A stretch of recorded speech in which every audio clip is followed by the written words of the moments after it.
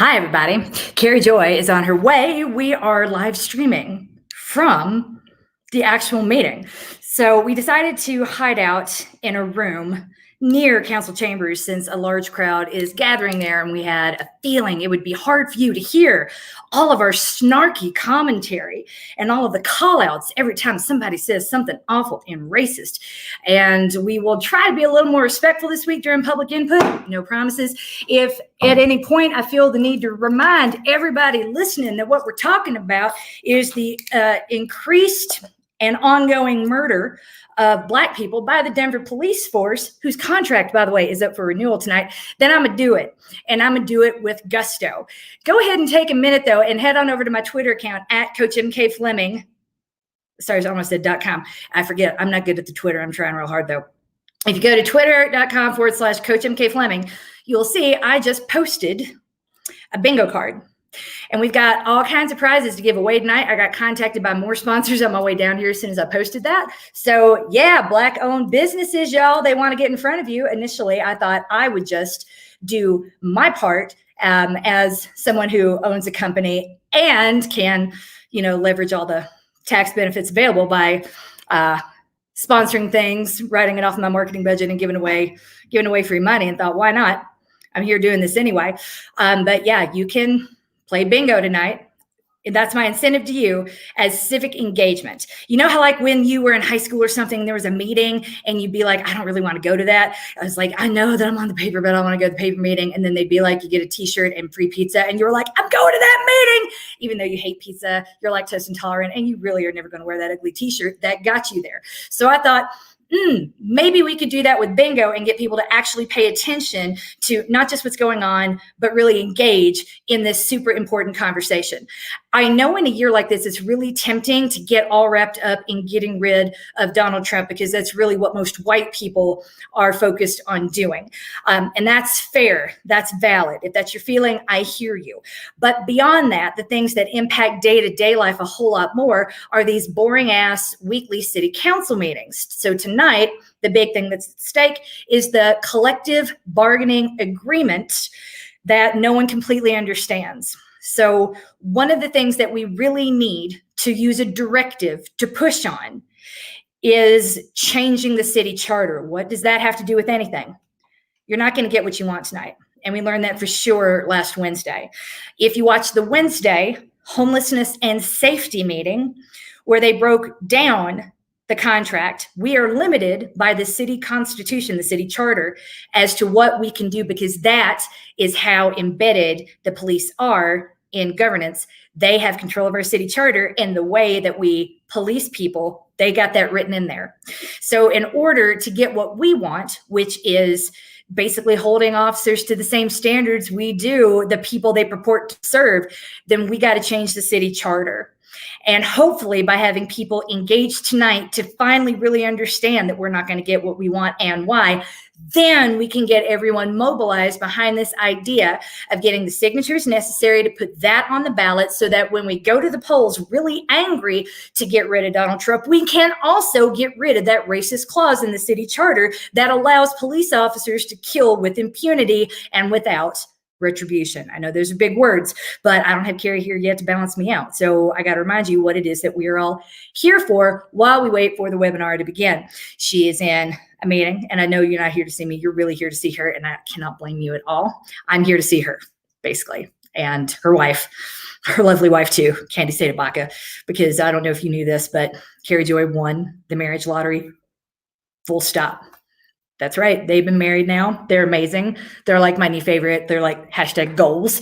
My favorite people are married to each other. And that is what gets me out of bed every day. And thank you to those of you who not only listened, but engaged last week in our conversation, because those who stuck through, and there were several of you who listened to the vast majority of it and picked away more points than I would have expected. Because at one point she said that they want to have babies, and they want to do that sooner rather than later.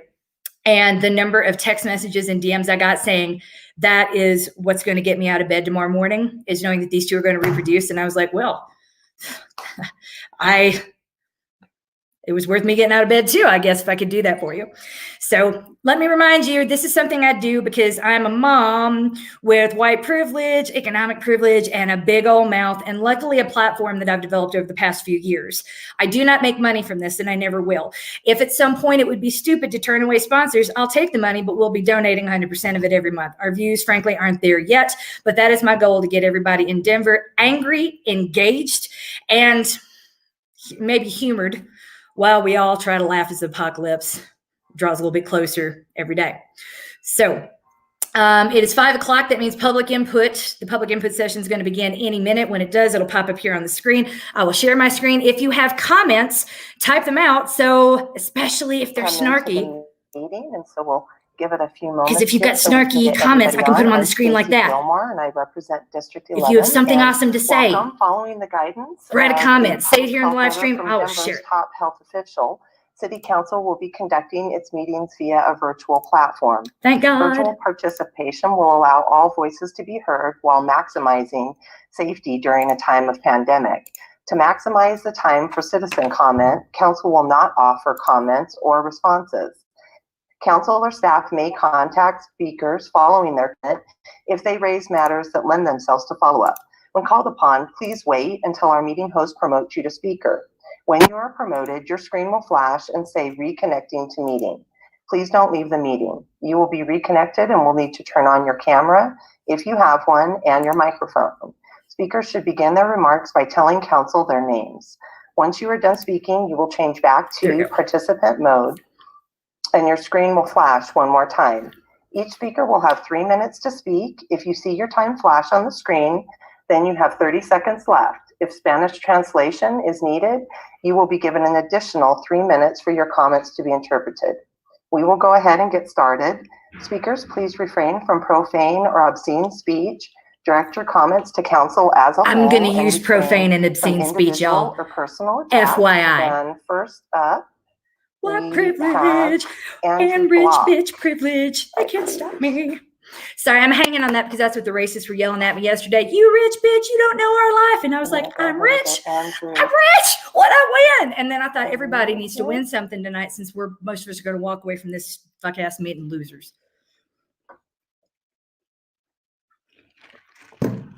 Hi, good evening. Thank you for letting me speak tonight. My name is Andrew. You paid for it with your tax dollars. I was able to see Don't thank them. The, collective bargaining agreement when it was passed on to the floor for the vote tonight. And it was really striking. I've really, these are all the sorts of stories we hear about what's going on in our politics, and it's easy to dismiss them. But what I witnessed in that room was really striking. I forget his name, but Paul Castaway being a douche. And threatened you. He intimidated you. Yes, he did. Said that if you didn't vote for this collective bargaining agreement, that it would only get worse. Yep. And it's true. Pointed out that you weren't invited to the first meeting, and he was so dismissive. I appreciate you, Carol Funk. Didn't seem to bring the think noise, at bring all funk. That despite the process, that elected representatives were not invited to participate, but police unions were. Of course, they were present. But of course they were. Our elected representatives weren't. And the negotiations we've done now. We've done all the detail work, and now it's just for you to either accept it you or on Twitter face and follow your the ass. very likely prospect of a worse deal. It was like I could not believe what I was witnessing, and clearly you had been left out of the process. Even 45 minutes after the session was supposed to have ended, you were still asking questions, clarifying what the material outcomes of your vote would be, what the material outcome of a yay or a nay vote would be. If you had been involved in the process, that would not be being decided or figured out 45 minutes after the session had ended. You were left out, our elected representatives were left out, and that is undemocratic. It is dangerous. So that is my first comment. It was really striking to me, just the amount of power that police unions seem to have in this process, and the complete lack of power wielded by our elected representatives in this process. I hope that you felt as frustrated by it as I did. I hope you felt impotent, because you are. This is, I know this this is toxic not actually masculinity, I a just don't care. controversial issue of taking money away from the police. It's just become an issue recently because we have a president who likes to make things controversial. But a 2017 ACLU study on criminal justice showed that 71% of Americans said it's important to reduce the prison population in America because it is, and I quote from the survey, counterproductive to public safety because, and again I'm quoting, sending someone to prison for a long sentence increases the chances that he or she will commit a crime again.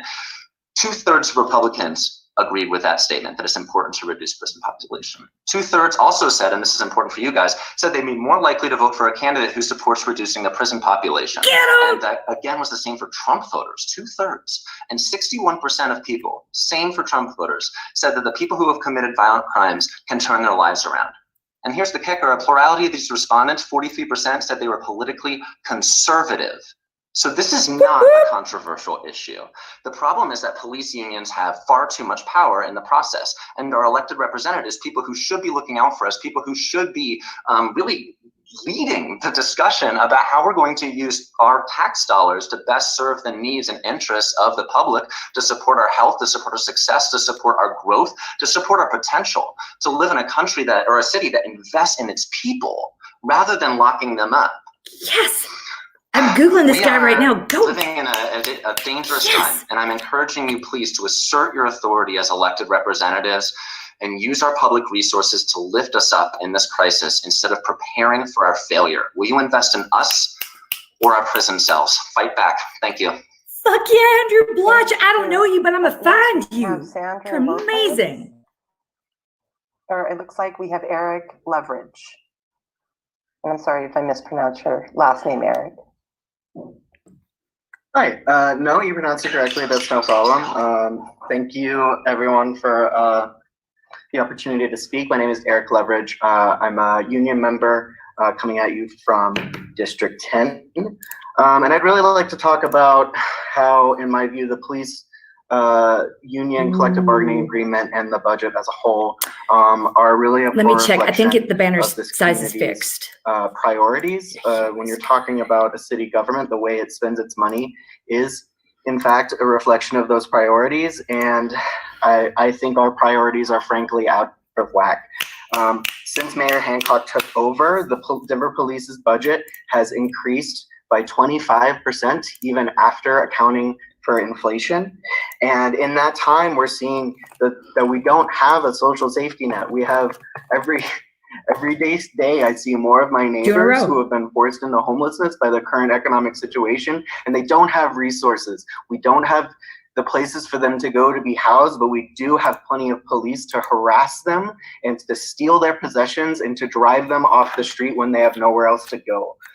We're in the middle of the pandemic, and in the last city budget, the police received more money than the Department of Public Health and Environment, the department that is at least trying to keep us healthy, the Department of Housing Stability, the department that is trying to keep people housed, and the Department of Parks and Recreation, the department that gives us someplace safe to be during this pandemic. The police were budgeted for more money than all of those departments combined, and that is shameful. And I would like to echo what I think Mr. Block was saying earlier about the process of collective bargaining, the fact that the city was locked out of negotiations and it was not a transparent process whatsoever. That's honestly, that's a little scary, and I am concerned about what that says about as Mr. Block pointed out, the power that the police union has in this city. I think it's also worth pointing out that the CBA, again, offers no real mechanisms for accountability for reckless, unlawful, or lethal behavior by the DPD.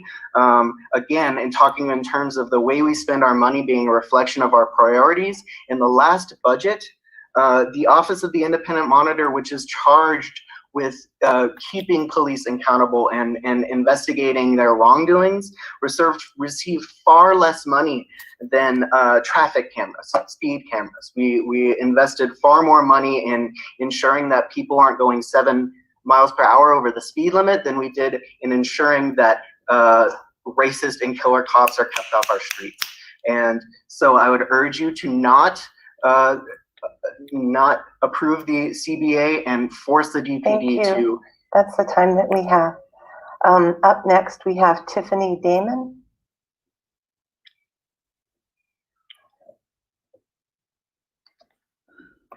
Go ahead, Tiffany. Hi, this is Tiff Damon. I'm a resident of District 10. I spoke a few weeks ago in support of defunding the police and reinvesting in community services that restore health and well-being to our community by repairing harm and addressing the root issues that have fostered such harm. As you've heard, voices building over the past few weeks and months, both directly through a majority of public comment, as well as through quantitative data from the Denver Safety Survey results. The majority of your constituents and your community support divesting from the police and reinvesting in the community. The quantitative data from the survey shows a majority of respondents reporting that the Denver Police Department does not make them feel safe. The majority report approval for the city of Denver to remove dollars from the DPD budget and directly reallocate those dollars to social and human services. Among those supporting defunding the DPD, the vast majority want 50% or more of the DPD budget reallocated to social and human services. I ask you, Council, today to stop dragging your feet and to act on the will of your people. I ask you to commit to defunding the DPD by at least 50% to fund community programs, starting with expanding those already formed and forming within the community, such as Dasher's STAR program and other community aid and service programs. I ask that you pick up your feet on these issues of great importance and respond to the will of your community. I'm asking you today for the commitment to focus on the reality at hand and your community and your commitment to support your community in this effort toward restoring human life, rights, and dignity. I'm asking you to support these efforts to heal our community and to fund our human rights of fair and affordable housing, healthcare, and education. Thank you for listening. Thank you, Tiffany. Thank you. Next up, we have Jesse Paris. Good evening, members of council. Can I be heard? Yes. Yes, go ahead, Love Jesse. this guy. I'm Jesse Paris. I'm representing for Denver Homeless Out Loud, Black Star Action Movement for Self-Defense, Positive Action Commitment for Social Change, as well as the Unity Party of Colorado and Mile High News. And I will be running for your next mayor in 2023. And I live in District 8, Councilman Herndon's district. I wanted to speak on the move along to where. Where do you expect homeless people to move along to? Yep. We are constantly being told to move along. You can't stay here, you have to move along. This has been going on for almost a decade now since the urban campus down was passed. So I'm here asking the council, where do you expect people to move along to another shelter so they can get COVID, so they can get meningitis, so they can get other diseases, and for actual home that they can actually afford. Now, there's a lot of talk about safe camping. Now, I was just told recently by my godmother, who is on the 5 Points Business Improvement District, that they were not given any kind of notice that there was going to be a safe camp placed at Sunny Lawson Park in the plaza, in the Cousins Plaza. Now, they are very disheartened and infuriated. They feel like it's been brought on them out of nowhere. There was no outreach given to them. They're very disappointed that Kenny Bucket didn't reach out to them directly. And we have to come up with a solution, y'all. There's a dilemma here. We have all the services located in the center of the city. Yet the people that are moving in don't want homeless people in their area. Like the homeless people just got there. Homeless people have been there for decades. There's nothing new. The only thing that's different is now it's illegal for you to survive on the streets of Denver. You can be ticketed, arrested, or harassed, covering yourself with a tent, a tarp, a sleeping bag. Anything besides your own clothing is deemed illegal. So we have to come up with a solution, y'all. My solution is we need to open up these 26,000 vacant luxury apartments that we have in this town. There's no reason why anybody that needs a home or wants a home should not have a home. It's just complete greed by way of these developers. So council, you are put in the office to do the work of the people. So the people are asking you to come up with a solution. Now the people at 5 Points are telling you, look, we don't want Yes, he did. safe and justice, safe encampments located at Stony Lawson. So you're gonna have to find another location. You can't. Bagwan, be sorry I missed your rate invitation. I was getting set up here. On communities of color and specifically Black communities. Thank you. We will share all his campaign info as soon as we find it. Lanny Rush. Hello, good evening. Can y'all hear me? Mm-hmm. Excellent. Thank you for your time this evening. I'm going to make 2 points. The first one is less important, so I'll start there. To echo what other folks have said, clearly City Council was left out of this bargaining agreement. There's an obligation to bargain in good faith. When the city attorney was asked, have any police officers, DPD officers, been furloughed in 2020? He responded no, with a follow-up question of, why is that? He said, I can't answer. Until we have an answer to that question, no agreement exists in good faith. If you don't understand the benefits, of which not being furloughed is one, we agree that's more money in your paycheck, this agreement is garbage. For the folks who stood on process and have said, this isn't the right way to do things, this is your perfect out. This isn't the right way to do things. So think about that as an option to politically convenience yourself away from this collective bargaining agreement and let it go to arbitration. My second point, which is more important, is that DPD murders people. And I don't think it's appropriate to if I murdered people, I wouldn't get a raise. Increase folks who shot someone 5 days ago. Mr. Blackbear's family is rife with tragedy. His cousin Paul Castaway was murdered by the DPD in 2015.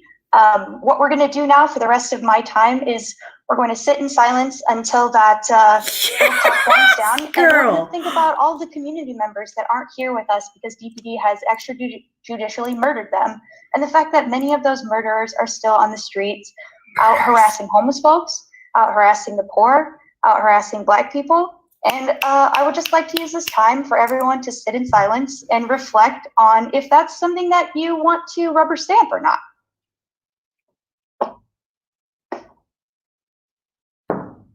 Do, do, do, do, do, do, do. Awkward.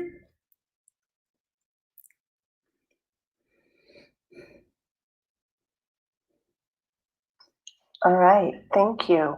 We've got Camille Delaney up next. Hi, City Council members. Thank you each for lending your ears. I want to first thank Lainey for taking that moment of silence. I believe moments of silence actually allow us to work not just from our minds, but our hearts.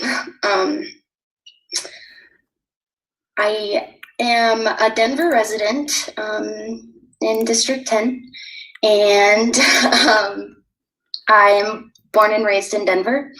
I am a part-time bookkeeper and administrator, as well as a part-time yoga teacher. One of my employers as a yoga teacher was the city and county of Denver until the pandemic hit. I want to just bring up this small point of a letter I received from the city and county of Denver regarding why I have still not gotten one of my jobs back. Luckily, I have other jobs, so I'm doing okay. But good. Our most recent update reflects a projected shortfall of $259 million in 2020. Across the city, all agencies have made cuts and adjustments of all kinds to adjust and reduce spending. I am urging you each to consider that statement when you vote on this collective bargaining agreement, because it is telling me the exact opposite. It's telling me that we will actually continue to invest in our police, and when our communities are calling for the exact opposite. I also just want to speak for a moment about trauma. It's something that you work with as a yoga teacher and in different healing modalities. And the way trauma works is when your sympathetic nervous system is kicked up because of a violent event or life-threatening event. That's right. If you can't fight or run away, you freeze, and that trauma sticks with you. And I bring this up because I believe that every single one of us are enduring traumas And specifically, I there's said an sleeping. insidious type of trauma To be fair. that allows us to normalize violence.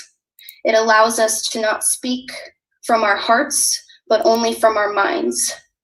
And so I am asking for each of you to please take a moment of pause to light the fire under each of your butts, to choose to not vote for keeping the police force as is. Thank you. Thank you.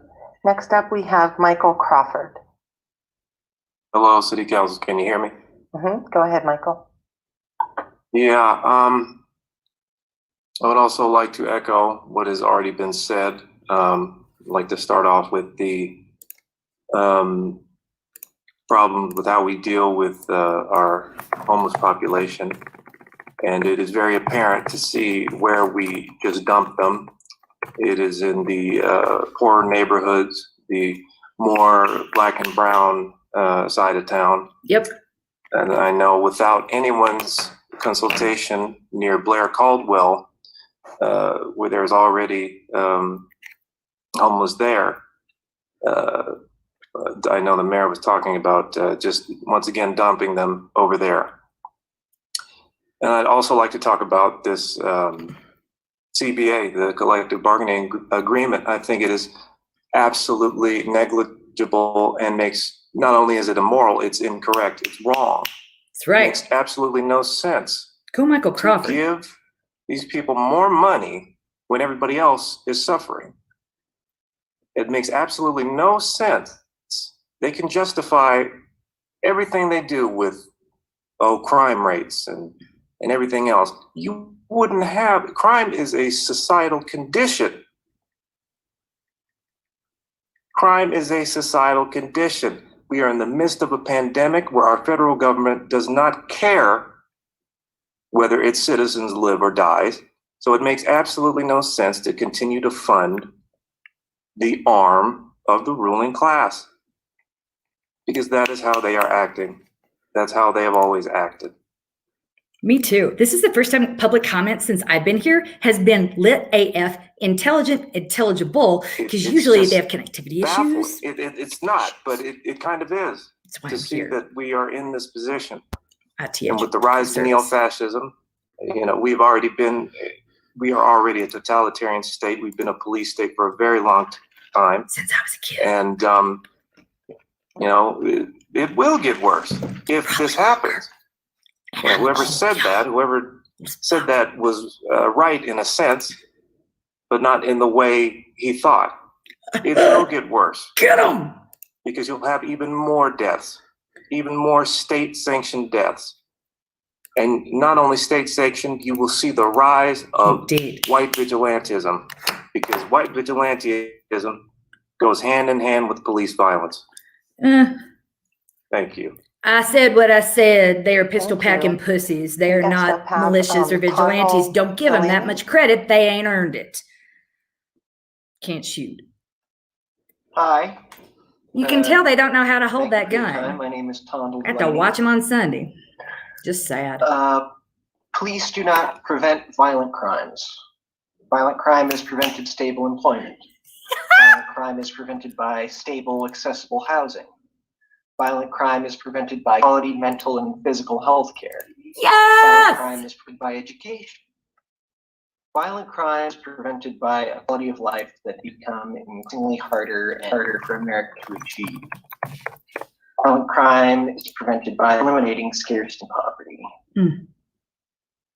Police do not solve crimes. According to the Rape, Abuse, and Incest National Network, only 6 out of every 1,000 reported rapes result in a conviction in jail time. According to the Pew Research Center, fewer than half of all violent property crimes are reported, and fewer than half of reported crimes are solved. In fact, research from the University of Utah says that of all violent crime in the United States, police solve only 2% cases. So what is the purpose of police in society? To dance online videos? To feel threatened with fast food employees? Just racist comments on social media? Yes. or to harass and intimidate women text messages. No. The past few months have made it perfectly clear the purpose of police society is. It exists to protect private property. Police in our metropolitan area don't serve the people. They have capital. And any threat capital to the money, property of the richest and most powerful, or feel or imagine, they are to respond to with force. They are here to bully and intimidate anyone who threatens independence and treat better sight than the vulnerable members of society. By reorient society, putting people first and capital is second, and we resolve the police brutality. Systemic racial oppression by armed and dangerous thugs that simply represent the law. Thugs. I ask City Council to reject this collective bargaining agreement and instead divert the entirety of DD funds to workers, those struggling in our society. Thank you very much, but I see the rest of my time. Thank you. We have Walter Heidenfelder up.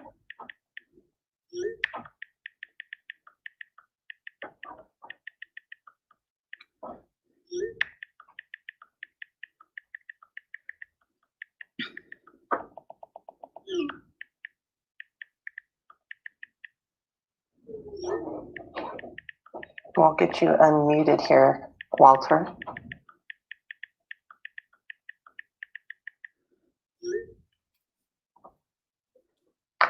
They ready to mute everybody because they see that we done with their bullshit.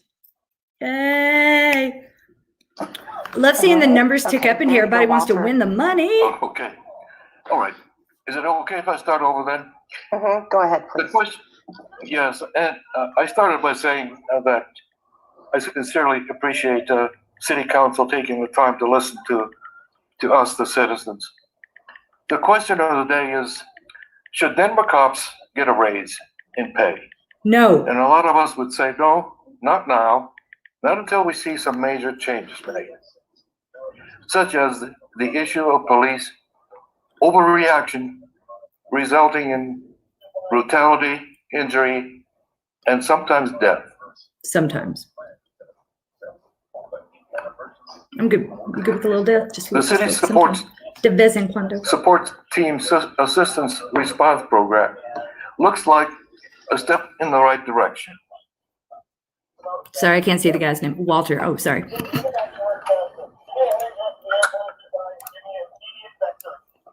Sorry, I lost you. Oh, you're still on, Walter. Go ahead. I'm still on. Okay, thank you very much. The Assistance Response Program seems to be a good program that should be funded, but at least to some extent from the money that comes from that is in the police budget. It's in their heads in form of dreams. They're sleeping, y'all. So instead of giving the police department police a raise, some of the budget should be reallocated to the STAR program. On the other hand, correct. The question has come up: should we hold cops accountable for the way they respond to calls? Is it a question? Accountable, that is, financially. And oh no, you're doing so well, I Walter. believe don't let me down, Walter. Don't do it. That should not be. When cops respond to calls, we want to see well-trained professional people, not military goons. But at the same time, it doesn't make sense to have the cop families financially liable. It's not fair, to the families to have that situation. Cops should be individually responsible for themselves.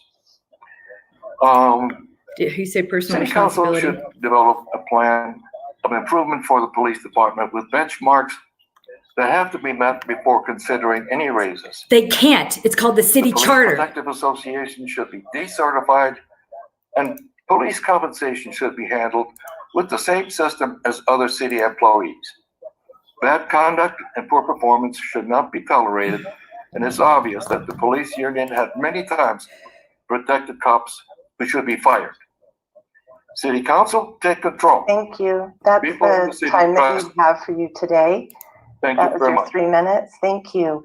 That concludes our general public comment session. In these times of social change, it's critical that members of the public have more opportunities to be heard by leaders at all levels. The next general public comment session will be held before the meeting of council on Monday, September 21st.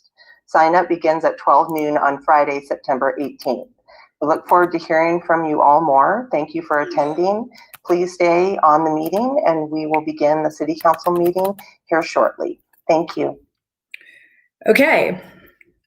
That is the perfect time for everybody to go right now and get your hands on the bingo card. Transitioned over, and tonight we have Imagine 2020, and so thank you for joining the City Council meeting of September 14th. The second Monday of most months, Denver City Council celebrates and aids in the implementation of Imagine 2020.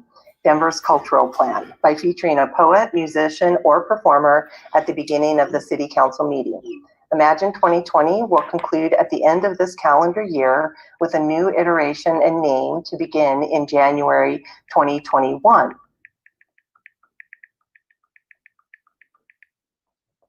Built on the 7 vision elements, Imagine 2020 sets forward several goals, including integrating arts into daily life, making the arts more accessible, and ensuring that Denver creatives thrive. Visit imaginedenver2020.org for more information. This month's presentation is from Mike Coates. Mike Coates is a Denver native who grew up in Montbello and has been producing and serving the Denver art and music community for more than 20 years. As a member of the group called The Food Chain, Mike has had the pleasure of touring the country, playing shows and recording with some of the industry's most impactful talent. Eminem, Snoop Dogg, Lauryn Hill, Khalid, Mos Def, Wu-Tang, Kendrick Lamar, 50 Cent, and many more. Mos Def. Mike has produced and been an executive of many artists and projects, both locally and nationally. He serves the community by facilitating creative spaces for new and upcoming, as well as seasoned artists.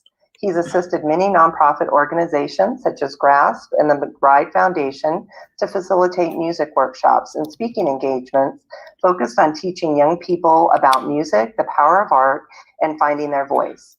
His passion is using his artistry and influence to impact professionally and to impact change. He's also served as the VP of Operations for a cannabis consulting and compliance firm here in Denver, Colorado. Please welcome Mike Coates. Hello, everyone. How you doing? Thank you for the introduction, Stacy. It's a blessing to be here in front of the board with an opportunity to continue to,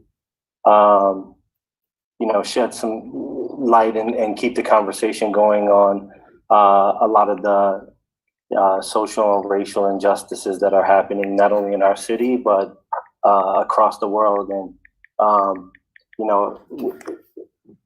I'm just super blessed for the opportunity to continue to be a part of that and use art and teach young people how to find their voices and whether it's music or poetry or protesting, whether it's the war on drugs or racial inequality or taking care of homeless people and providing opportunities for young people. We have a lot of work to do, and we have a lot of great leaders, and I think that there's an opportunity for us to continue to lead as a state in doing so. And so today I would like to present you with a song and a video that I produced recently. It's had over 500 spins on KS 107.5 in the last few weeks, and is making its way all over the United States. Tonight it'll be featured on Monday Night Football on ESPN with the NFL, and it's just kind of making its rounds. And so we just want to continue to kind of plant these seeds and find opportunities to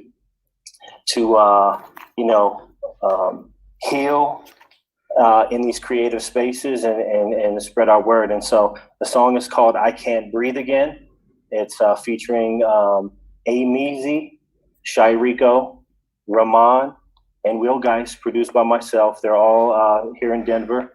The video shot here all by local artists and young people that have been hitting the streets, over the course of the last few months. So without further ado, I'd like to share and go from there.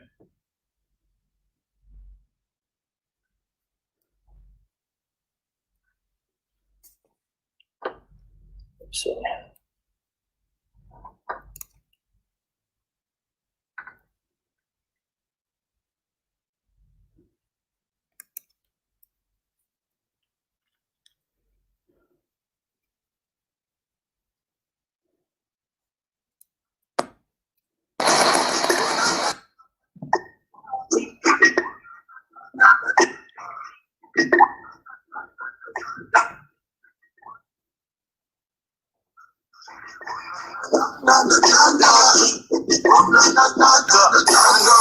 Sorry, mama, but I had to do it. Equality is still missing like an substitute. Black movement, tired of getting these to our necks. Fed up with the walls and tired of putting our backs to it. So I'ma be the voice for my kids. Since they came to it, I'ma make the choice for my kids and tell them this is deeper than rap. I ain't no preacher, just a speaker with facts. We black gold, we just live on the cracks. Unarmed, I shall make unharmed. If not, then my eye gon' form. How many lives gon' form? How much longer we survive in this storm? Tired of marching and protesting and writing these songs. But the whole mood is different now. We're standing up and sitting down. Talk about the issues that you're getting in or getting out. Yeah, see, we just tired of being patient. We just need love and ventilation. Kerrie Joy is on her way, I promise y'all.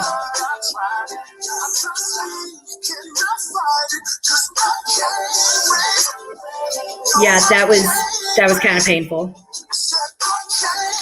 So go ahead and grab your bingo cards, y'all. Once Kerrie gets here and the presentations are done and the meat of the meeting starts, that's when the bingo starts too.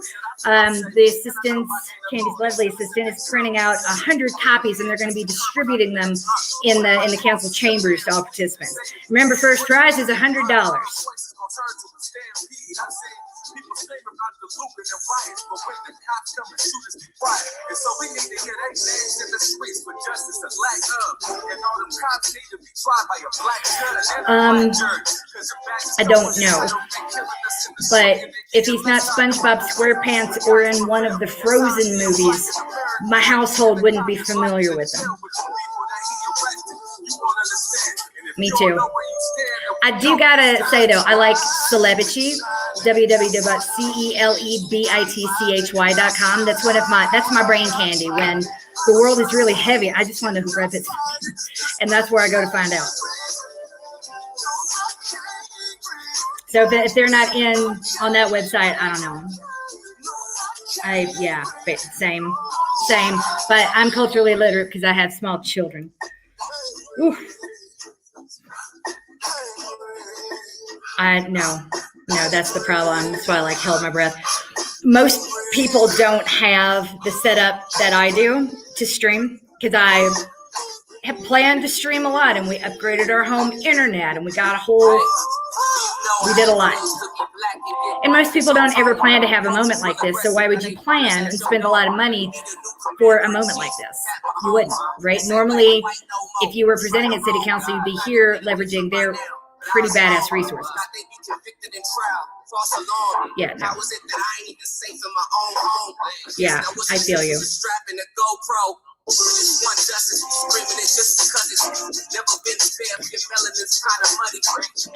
Yeah. They should have mailed this file to somebody here who could have streamed it from here. That's fair. Oh. And I'm not even a tech person.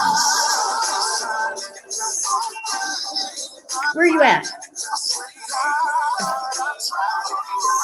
Oh, I'm just teasing. Yeah, it was just the bingo card. Did it not come through?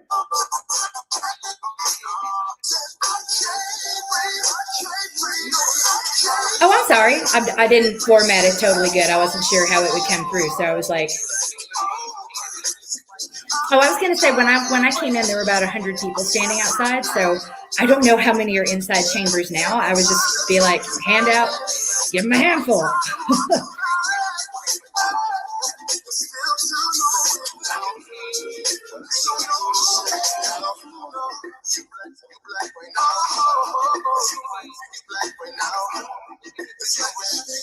Perfect.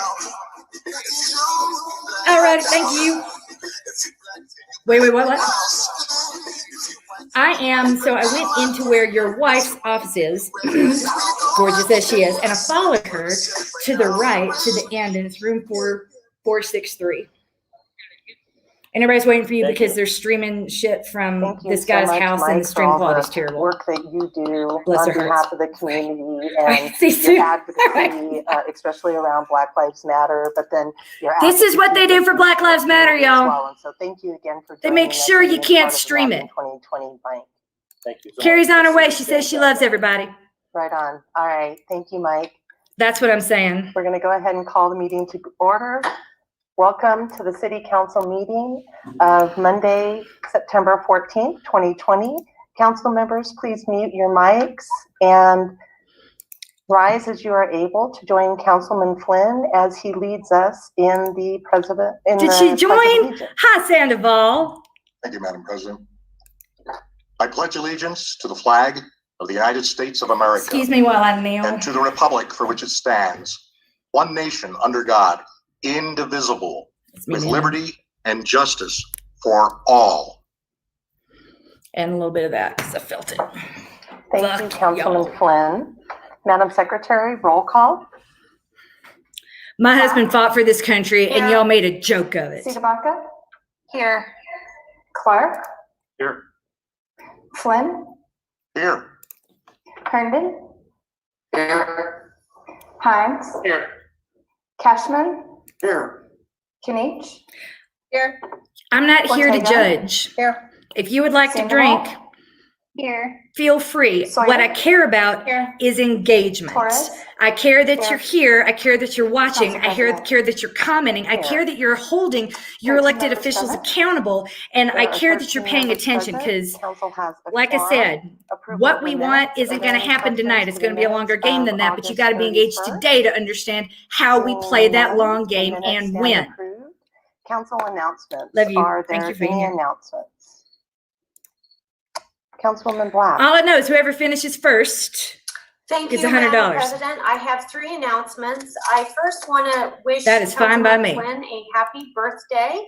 Is it Flynn's You birthday? know, this is probably the most fun thing you could ever do on your birthday is to spend it with all of us virtually. But we wish you the happiest birthday, and hopefully the Broncos will win. Happy I birthday, also wanna wish Mr. a belated happy President. We have to birthday get Kerrie Joy on Councilwoman that. Ortega, whose birthday was 2 weeks ago, and I did not know that until today, so I apologize for. No, not they wishing did. You just happy late. They birthday, started but at I 5. sure hope you had a great one.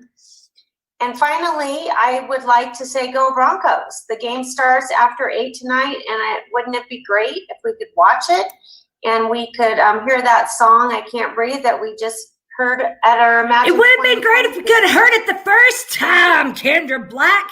Thank you, Councilwoman Black, and happy belated birthday, Councilwoman Ortega, and Councilman Flynn. Happy birthday today as well. And looks like Councilwoman Ortega. He's wearing you a have tie. announcement That's as well? all you need to know. Yes, and I'm sorry Boop. I can't find my Did you really raised want to hand see on my that? screen. So I just wanted to mention In about 20 minutes, his face will be bright I red, do cutting off have the circulation one to his brain. proclamation on the agenda tonight that is going to move forward on the consent, but I just wanted to acknowledge that this is National Preparedness Awareness Month.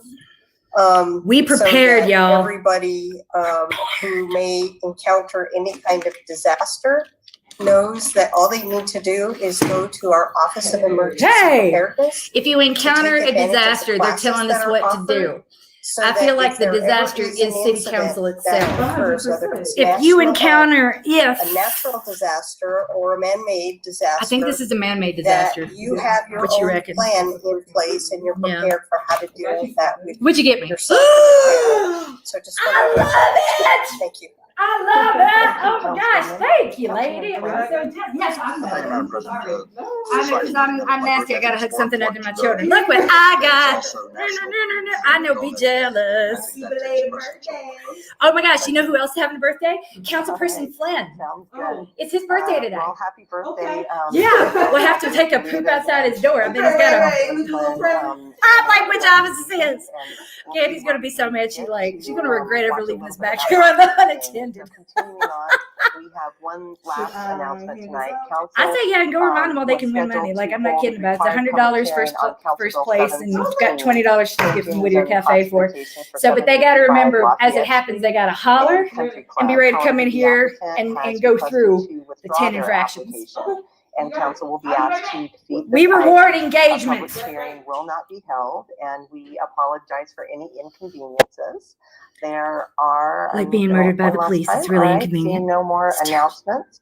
There are no presentations. There are no communications. I know she's here. One proclamation being read this evening. Councilmember Ortega, will you please read Proclamation 951 for us? I love you. On mute. Yeah. There you go. I would be happy to read this proclamation. As you know, we have lots of employees in our city that took advantage of early retirement, and we're acknowledging one particular person, but a group of people from our library system.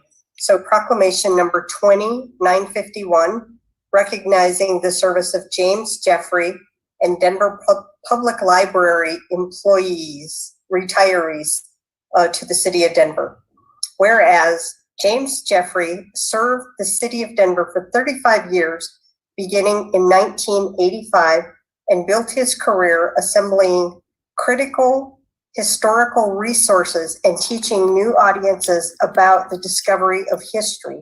And whereas James's career at the city brought volumes of significant historical material, increased participation and volunteerism from diverse communities, and valuable expertise to Denver Public Library's Wait, we're talking about somebody who did. If they did, I'll be collection. I won't say as much. And whereas when James began his career in 1985, there were 17,000 volumes in the genealogy collection. And today, 35 years later, there are over 70,000 volumes representing countless personal stories about the history of the West and its inhabitants. And whereas, as a steward of history, James Jeffrey has presented a vital resource to future generations, and he leaves a remarkable legacy of discovery, storytelling, and history preservation. And whereas, among the programs James has pioneered at the library are making records available to various formats, making them in various formats, including electronic. Those records include the Black, White, and Hispanic communities, the Denver obituary indexes from 1912 through 2016, Colorado marriage index from 1858 through 1939, Colorado Divorce Index, 1858 through 1939. Kerrie Joy Denver to the Marriage world. Index from 1902 This is from my birthday 2 weeks ago. I'm super excited. And 1861. Okay, I lost my place. Sorry about that. Of the Colorado territorial election. And then 1864, Denver and Arapahoe County. 1492, Columbus South, Ocean Blue. Riverside, Fairmont, Then and shit hit the Crown fan. Hill, and the recreation of the Old City Cemetery. Whereas James expanded these resources to the wider audiences to allow more equitable access to genealogical research and connections to history through his contributions to local. Hey, I'm just saying, we're gonna party genealogy like it's 1992 such as the up in here. Colorado Genealogical Ready for this? Society, the Colorado. Ready for this? Boom! That's Colorado right. Council of Genealogical Societies, And A in founding flavor or sensation strengthening the following for your groups. taste buds.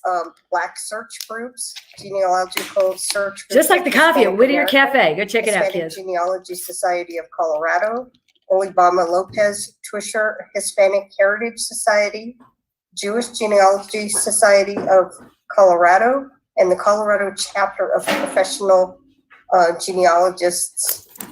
And whereas the same passion he has exemplified in his. Thank you. You tap out. That's exactly what you do. You would do nothing like I did for many, many years because shit's boring and they're racist and awful. Like why would you watch this if I wasn't here validating what's in your head, saying, yeah, they're racist as fuck and awful, and whoa, they really don't care about black people, and oh my God, they're powerless. Who knew? These individuals are Jacqueline Jones, Dennis Ochoa, Stephen Arujo, Gianna Gorick, and I apologize if I'm messing up some of these names. Anessa Kaplan. No, it's keep going. Phyllis It's good. Hyland, Jeffrey Christofferson, Joan Hansen, Mary Anderfer, Hannah Miles, Marcelino Valdez, Michael Grant, Rich Reese, Therese Medina, Therese Medina Soria, Sherry Spangler, Spitsnuggle, Chris Spitsnuggle, is that a name? Spitsnuggle? Orgy, I'm going to change my name to that. Stephen Stephanie Two Eagles, Alonda Walker Vaughn. Same girl. Louise Carson, Stephen Schneck, Lisa Flan, Stephen Divide, David Bustamante, and Coy Roman Garrett. Best name ever. I'm going to leave that on the screen. By the Council of the City and County of Denver, that the Council of the City and County I thank you for saying so. It'll be better still when Kerrie Joy recognizes gets back. sincere She's passing out the gratitude bingo. If to y'all don't James have the Jeffrey bingo yet, and go his get your bingo colleagues card. on their retirement with the Denver Public Library. And You know for you their want to win the dedicated money? service to the people of the city of Denver and their vital work in fostering knowledge, education, discovery, and history. in our Is that what city. they do? Section 2, that the clerk of the city and county of Denver shall affix the seal of the city and county of Denver to this proclamation, then that a copy be transmitted to James Jeffrey and each of his retiring colleagues. Thank you, Councilwoman. We appreciate that. Those were a lot of names. You did great on that. No, you didn't. You really didn't. She's being polite, which is usually what white people do. We don't say what we mean because we don't want to hurt your feelings to your face. Has been moved and seconded. Hi, Sandoval! I can't wait. We got plans for you in the bingo. I did practice those names You're on a couple welcome. of occasions, and I apologize that What can I say except you're welcome? Just I'm want going to to make her say sing in thank here. you The acoustics to are all of amazing. these retiring librarians from our library system. This is a lot of institutional knowledge. Love you walking more, out the Carol. door. And we all know how critical our libraries are to our communities. But do we really? Especially now during COVID, they've played a vital role in continuing to provide hotspots and continuing to make sure that people have access to their varying resources. So the homeless but can search for jobs work that James and has charge their done phones. is pretty I didn't phenomenal. realize I until wanted to today just that's where call most him of them out go to do because, that. He's And use the actually bathroom. someone that I was working with in assisting me to do some of the genealogy research on my family. And for I know, any of right? you I just who got to have get it out not sometimes because I had to watch that movie undertaken this again with my logged 2.5-year-old on this with, afternoon. 23andMe and Ancestry.com. I pretend A lot it's of those are Jason connected Momoa back to the Mormon Church. doing all the singing. And I That's how I get through it understand, as many times as I've had to. James I mean, don't will get me speak wrong, I in a love few the hell minutes, out of but, that movie. It's a great movie. I hear we are But second to the Mormon I can Church be in less terms of the aware of the fact that I've watched it volumes of 2,000 material that we times have in if our I'm library picturing system. And Jason that Momoa, wouldn't have frankly. happened without the hard work of James and his colleagues Yeah. that worked beside him in Yeah, don't get me assembling started. all of those records. I don't so think that they when understand the any one of importance us go to look up, to you the know, differently birth abled, records, to marriage records, any of those things that the are now unhoused. archived, They don't it's understand. so much easier to do it. I didn't because you understand. just How go the to F Denver can Public they? Library to find those records. and finding Not that I'm woke, but information like on if I was, things. I'm So shocked I at how just wanna unaware say I a was, huge, how valuable they were. And if you thank tried, I saw this on muchísimas Twitter. gracias to I mean, imagine if every we one tried of to our start a library retiring system today, what the individuals for your Republicans would say. true People should buy their own dedication books, to our schools should city provide books, and our teachers, that's on the citizens, parents. for the We would be incredible work if that you didn't have already done, exist. and you wouldn't be get missed. anybody to I know agree there to will it. be a void with people coming into our libraries and no longer seeing, hear smiling faces, and that will be replaced with other folks. But thank you for your work. Let's And go get just your wanna bingo encourage my card. voice This is to what Kerrie Joy's support passing out. Go get your bingo cards. You you, can win Councilwoman $100. Ortega. I promise we're going to try to make it worth your while to listen to this. Madam President, I just want to add on just very briefly to what Councilwoman Ortega has offered here and thank the entire library staff, those who are losing a lot of institutional memory. But I just want to amplify what Councilwoman Ortega just said about not just the Western History collection or the genealogical collection, which I've used extensively in a lot of my research, but to the entire library staff of this city. They are sort of the national archives for Denver and for Colorado and a lot of the Rocky Mountain West. And they have done, I think, a tremendous job in adapting to changing times as far as how people use libraries. And Put your money where your mouth is. Prove it. I want to thank them for their service as those who spent so many years leave their careers behind. Hopefully they have mentored the folks who will be fulfilling the functions behind them. Might want to loosen that tie. Someone check on Cashman? I'm worried. Thank you to the Denver Public Library staff. And looks a little congratulations tight. to I mean, he's starting to glisten. Thank you. Thank you, Councilman. Sandoval, you got a cell phone number? Could you tap him and make sure he's all right? Go ahead and convey my Somebody went. I'm just saying somebody needs to check on the Flynn. library folks, and Amanda the Sandoval's library, watching. Was the hub in many of our communities prior to COVID. Where do you want you can be wherever you want to be, Kerrie Joy. I just think that people definitely want to see you. Flexible, and I know they're losing a lot of that institutional knowledge and support. And so we, think of the folks that are still on. So what happened? I don't know. I think somebody's dead, and so they're all spewing bullshit about how important it is that we exonerate this important dead person who I'm pretty sure was white because they were a historian, and there are Black historians, but generally not. That would be mentioned in a city council meeting. Right. So, but that's just me being a judge bitch. I'm probably wrong. So yeah, but they're all talking about how important the libraries are. And I'm like, bitch, you don't know what people use libraries for because you're thinking books, education, the latest nonsense as opposed to this is that is what I was just saying. Yeah, no, 100%. I mean, if you talk to anybody in a lot of, especially the main public library, like that is a safe haven for a lot of unhoused people. They've been getting a lot of social workers into that space for that reason. And to be honest, I feel like they're one of the only, only agencies, I guess, to an extent in the city that's trying to address it properly. You know, so yeah, if y'all actually cared about libraries, you would understand what they're doing in that space, how they're actually serving constituents that you choose not. We have just saying a real safe way to interact with homeless people because I know that they can be like black and scary sometimes. Not all of them are black though. There's some white folks too. But a real great way to intermingle with them in a safe space would be the library. One of them. My 2 cents. No, that's real. And you already know, like, the scariest. But I did want to see if James Jeffrey is in the and it's not because I said so, it's because that's we're always told, like, oh, stay away from this camp, or stay away from this camp. And anytime we actually go to those camps, it's because they're black and brown. I'm like, oh, you're just racist. Right. Yeah, I think we were looking, and staff was indicating to me that not so bad. But we'll do one more. So yay! I didn't even. So everybody has one. Were they excited? Yeah, they were actually very excited. Oh, good. They were laughing. I think there were some things that have already happened that I didn't get to notice yet. Okay. Already? So someone deployed strategic Spanish. I try to highlight somebody when I missed it. I'm pretty sure that just exemplifies the work that they all do. And so that's why I'm just saying. And granted, you know what? But this is what we want you to do. We want you to hear these things, make a note of it, and then if you win, we get to go through the 10 things and relive the moments that we might have missed. It's entirely possible. You don't have to write down the minute marks. We're gonna be honest with you, but some people's turned into a drinking game too, which I'm excited about. Thank you to all of them for their incredible. Well, that's why I was like texting you too, because I was like, have I gone too far? I think I might have gone too far.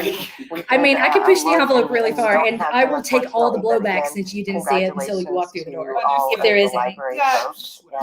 we'll go ahead and move on. It feels like it to the comes next whether you proclamation. ask for it or And the not. record, So I'm like, Proclamation 952, recognizing September 20th. I love that. as Did she National notice that with like Yeah. April and that was so fun. That was sponsored by April. Councilwoman Dr. Ortega as well, Anderson. and has been Yes. placed on Alexander. consent. Dr. Alexander. God. Dr. April Alexander. God, I'm sorry. I actually am friends with an April, spells it differently. Anderson. I got you. From And it's business never gonna arts, be like that workforce, and sometimes. aviation. April, we're gonna have to hang out and play bingo 2856, a together, bill for an ordinance pickleball. approving a Get that in proposed my head. There's a regulatory pickleball agreement tournament between this the weekend. City Did you see and that? County of Denver and the Denver Housing Authority to I'm support the sorry, I development, can't. construction of I'm Grill over Market, all providing the grocery pickleball bullshit. accessibility, I don't want and to talk about workforce it. training and development. I'm not here for it. Unless From y'all out there Finance marching and Governance, for Black and Brown lives and 2840, a bill unhoused. for an Yeah, I'm ordinance good. approving the mayor's I feel that. reappointments I don't and know. appointments to the I'm Denver tired of the Commission on bullshit, Cultural y'all. I don't Affairs. know if you've noticed. 2849, a There's bill only for so an much a ordinance person can modifying take. Chapter 18 of the Totally. revised municipal code of the City and County of Denver to allow contributions to the Health Maintenance Organization benefit plan to be implemented in 2021. Thank you. We Beautiful. love librarians. 2876, a bill for an ordinance amending the classification and pay plan for You employees rock. in the career You service. rock. We love of you. the She's in civilian Walla who is Moms. not in the career service. Nice. She is badass too. We send her to the top to all the journalists because she's little mouse, and you wouldn't expect the fire that comes out of her mouth.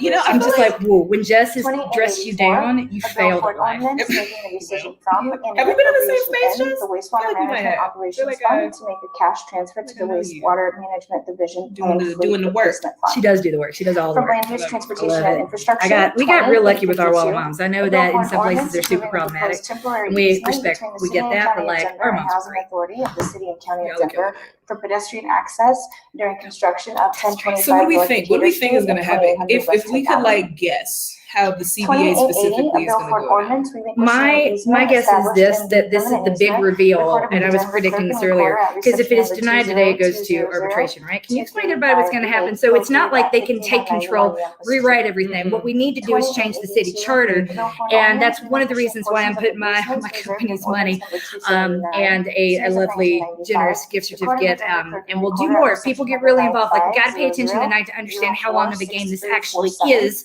and we'll keep you engaged and entertained to the finish. Yeah, absolutely. I mean, but you know, the reality is that as far as the collective bargaining agreement is concerned, no, you're good.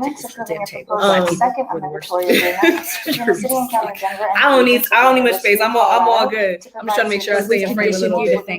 Well, yeah, I mean, I'm sorry. No, I suppose. You got a point. But no, I was just gonna say. So as far as the collective bargaining agreement, will you make the motions for us this evening? is concerned, what are we talking about right now? Do we know?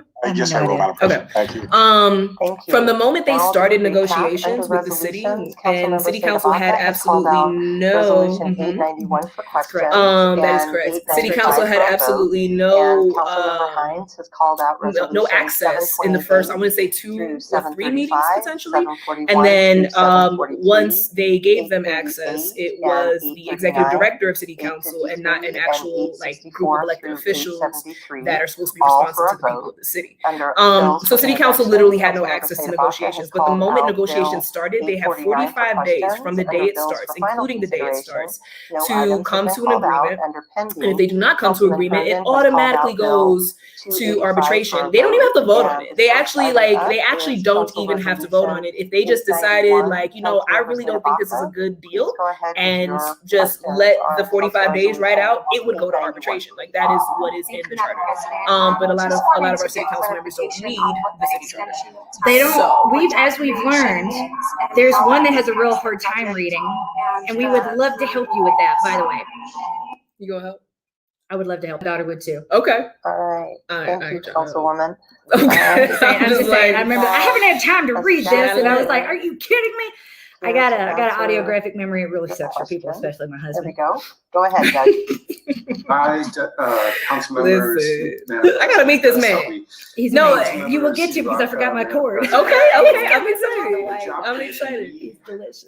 Love him so much. But no, you're right. The fact that they don't know how this works is insane, especially because it's written out for them. And if they love process so much, you should probably know how the fucking process works. You know what I'm saying? So some general funds for that. Whatever. The Skyline Economic Development Job Creation. But yeah, that's what's happening tonight. I They need, like it was mentioned, they need 7 for a majority to either vote against or for it. City council can only vote it up or down. They can't amend it in any way. And so we wanted to go to arbitration. Like, this is a shitty deal. So, you know, at least we have an opportunity for somebody else to take a look at it and be like, all right, maybe if the police are willing to reassess in a year whether they deserve a raise or not, then it shouldn't be more than a year. Like, it's basic shit like that. I mean, we need to abolish the police anyway, but I'm saying basic shit like that. If you know in a year we're still going to be in this economic situation, then don't fucking exceed a year. I don't get it. The next item up is council resolution. So I hope that helped anybody understand. Councilmember, I appreciate you. This is actually, man, I wish I remembered the name of her business, but a homie on the north side that makes some masks, and it's actually reversible. Oh, thank you for the second. Can we give him a shout out? They here can people order them. I'm gonna have to find them. I'm sorry. No. We are walking advertisements now. Absolutely. I have the only shirt in existence. Y'all gonna have to order some more. I do have to order some more, y'all. But MK got her shirt. Do it to the world. Yeah, y'all. Appreciate you. I appreciate you. Thank you so much for doing this again. I'm just like, everybody's got to pay attention, and it's just so hard to do when Jason Mamo is not here, like, naked. Right. I did not make public comments. I was teaching a workshop.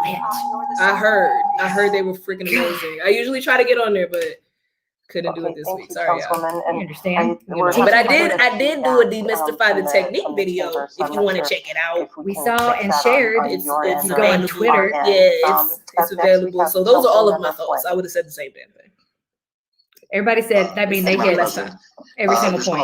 It's like you would queued them up perfectly. They were. It was like you had written it word for word for them. It was great. That's what strategy looks like. That's what organization looks like. You know, and we out here, we organize. That have to be dealt with. Number one.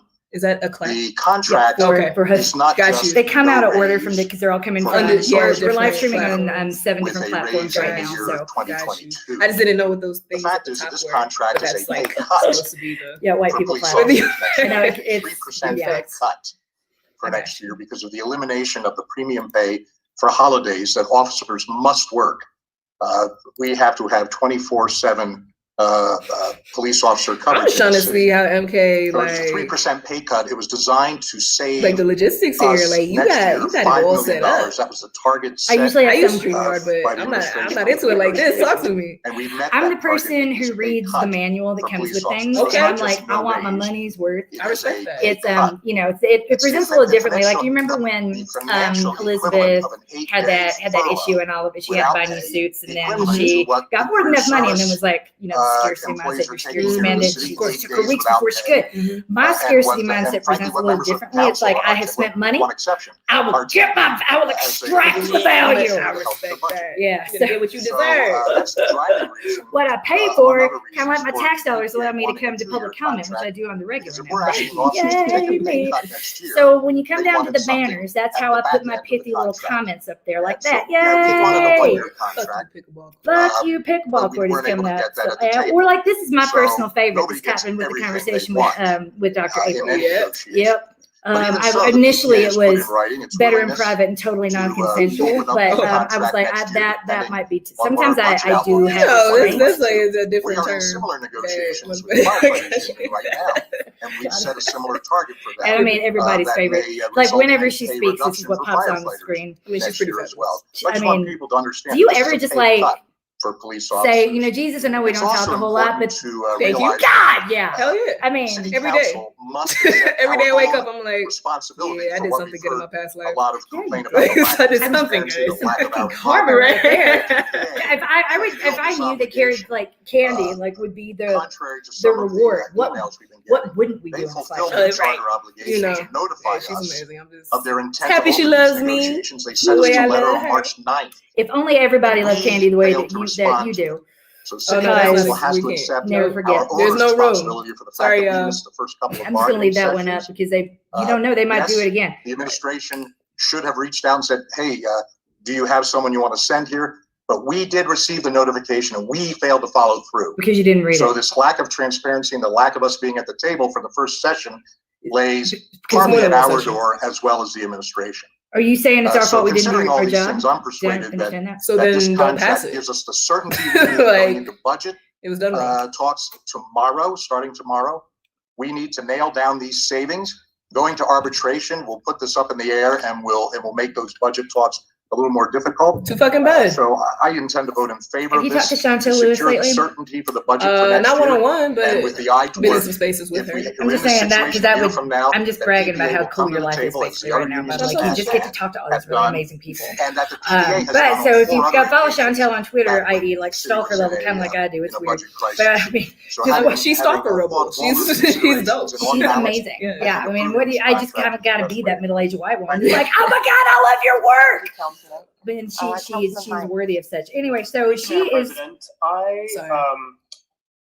so three things. I want to thank Director Hanlon for reminding council last week that sometimes we could believe what council thinks is an agreement with the executive branch, but unless we have a seat at the table, those understandings may or may not actually make it into a binding proposal. So I would say to my colleague, Councilmember Flynn, thank you. I totally agree that we have a shared responsibility.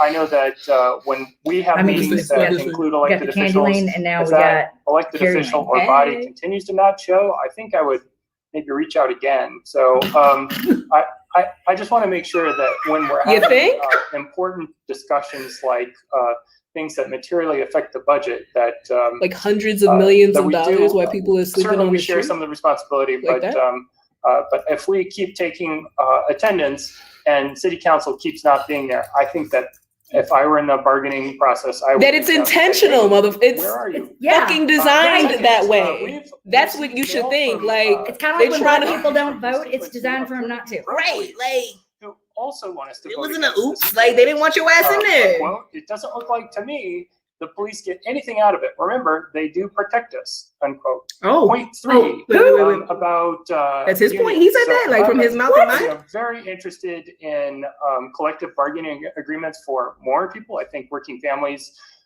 need more protections, and so I'm conflicted about considering a vote against CBA for DPPA. But you literally just said it does nothing for them, so does it matter? Right. Just happen to wear a badge and a gun. To help get more context, I reached out to multiple people in Denver's organized labor community. I received no organized response that affirmed DPPA as a part of the collective fighting for increased worker rights for all. I did receive response from some expressing concern, including DPA's previous endorsements of anti-labor candidates and related political parties. So certainly I want our labor communities to know that I did think and consider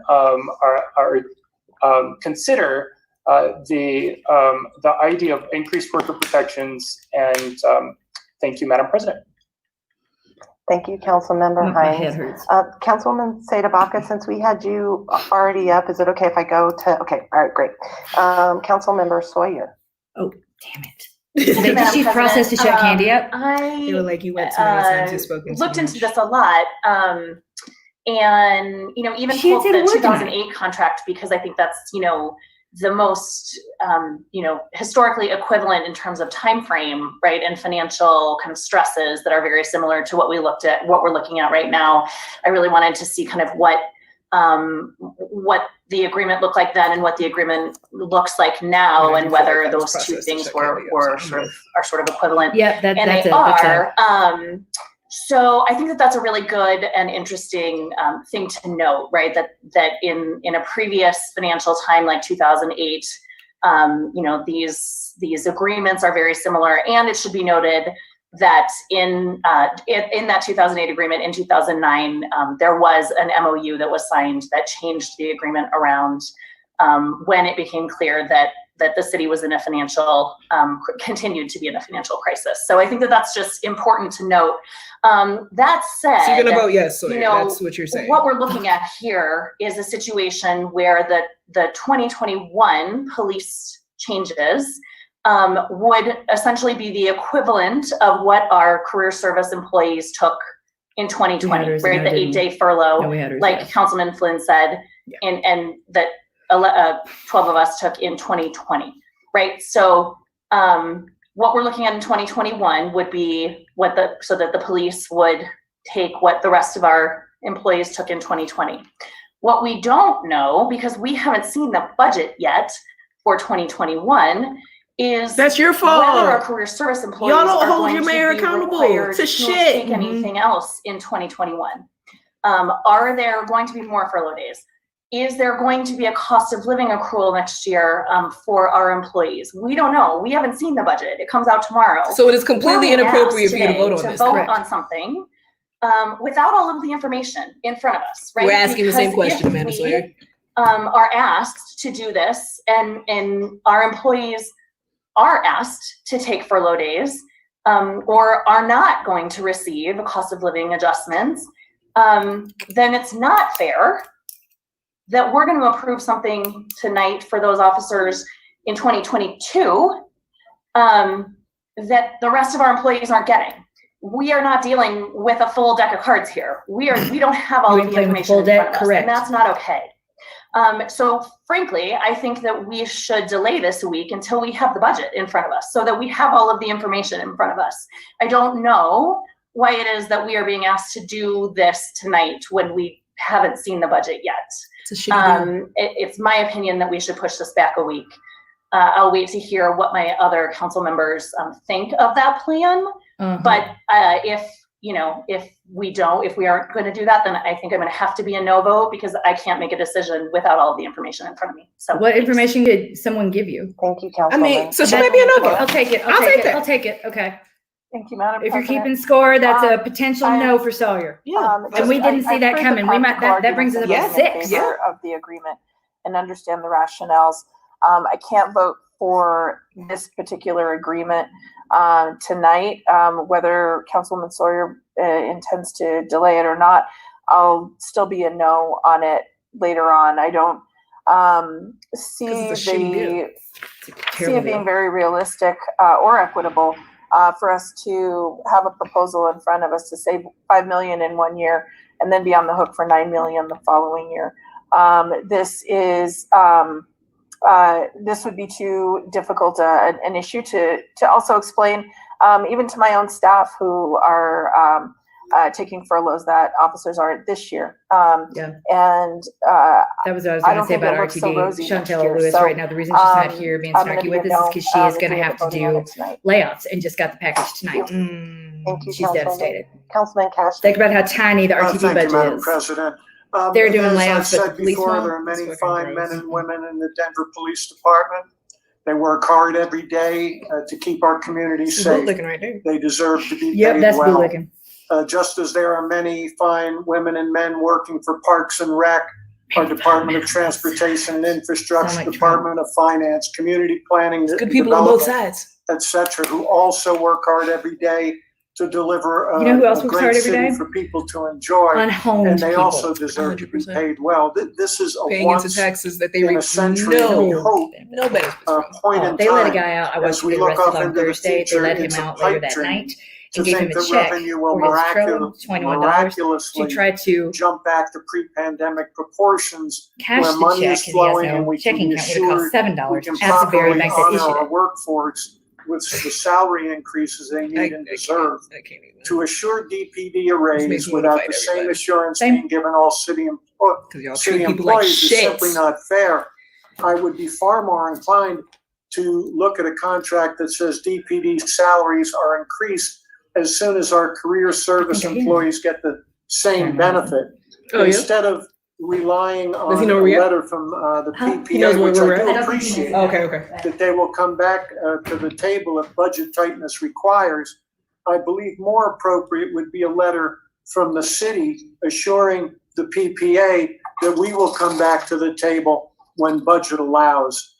So I'm asking both sides to return to the table and work towards an agreement that is more equitable across the board. Thank you, Madam President. Thank you, Councilman. Councilwoman Sandoval. Thank you, Madam President. So I'll be brief.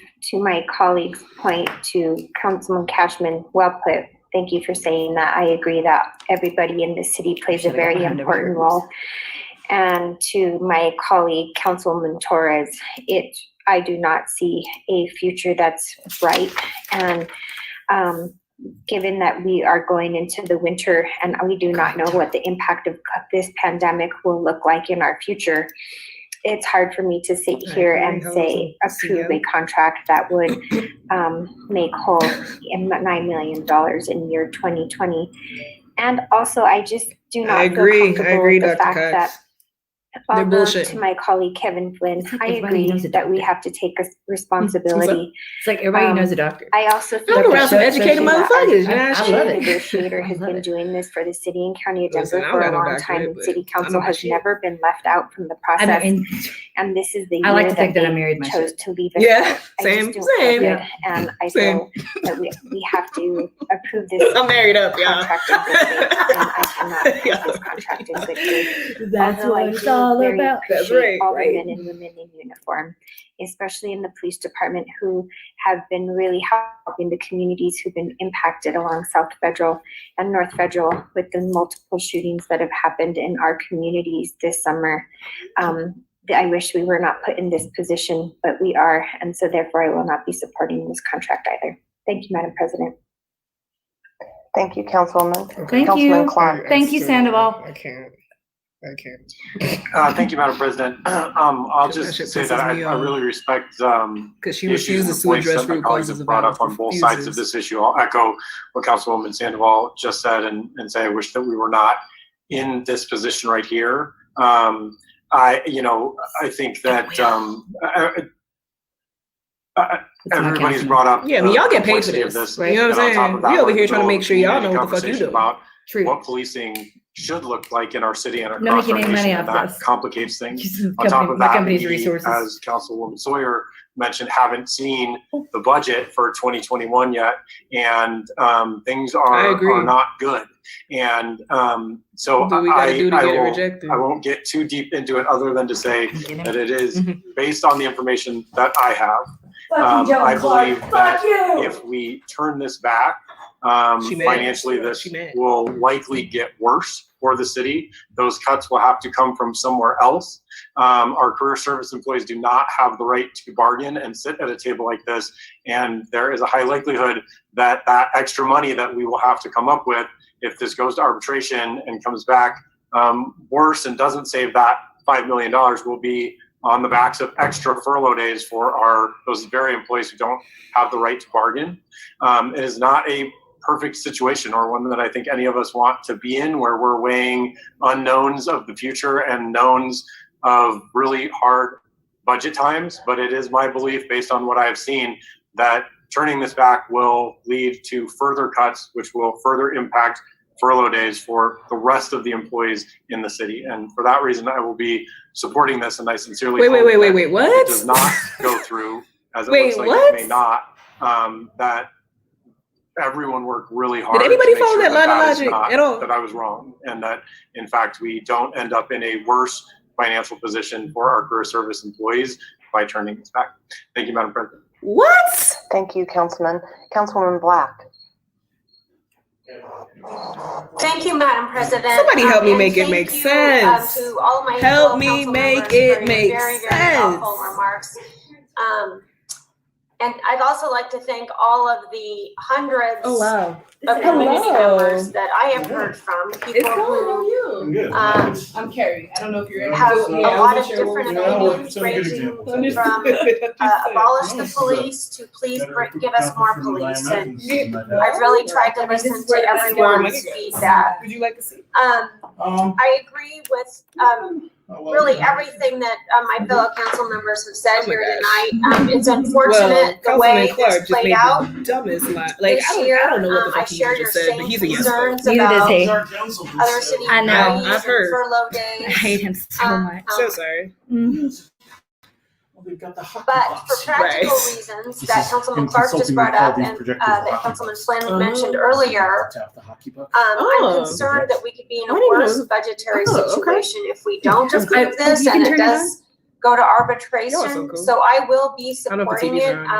But I do want to reiterate that The officers will receive, as Councilman Flynn pointed out, what is essentially a pay cut for 2021. And that they have agreed, and I trust them, that they will renegotiate for 2022 if necessary. And I believe them when they made that commitment in writing. So cool. And I do want to point out a couple of other things that I think there's been some misinformation about. The police did, and it's not cops. requested So you want to project all over $10 million from their 2020 budget. Thank you, And I believe their 20, and that way we can 21 budget sit back and request vote. is also What I going do. to be less. And the final point I want to make is that I've heard from people who are concerned that this agreement doesn't address discipline and investigations of police officers. And the reason it doesn't is because those are prohibited topics in the bargaining. And so by delaying it, it's not as if those would come back into the discussions. Cleverly titled. The logic is not there. Thank you. And he's cute. Councilwoman Knut. I'm just Thank you, Madam President. I appreciate the comments of particularly Councilwoman Torres and Councilman Cashman. I previewed at committee some of my concerns with the financial. Who's running in District 4?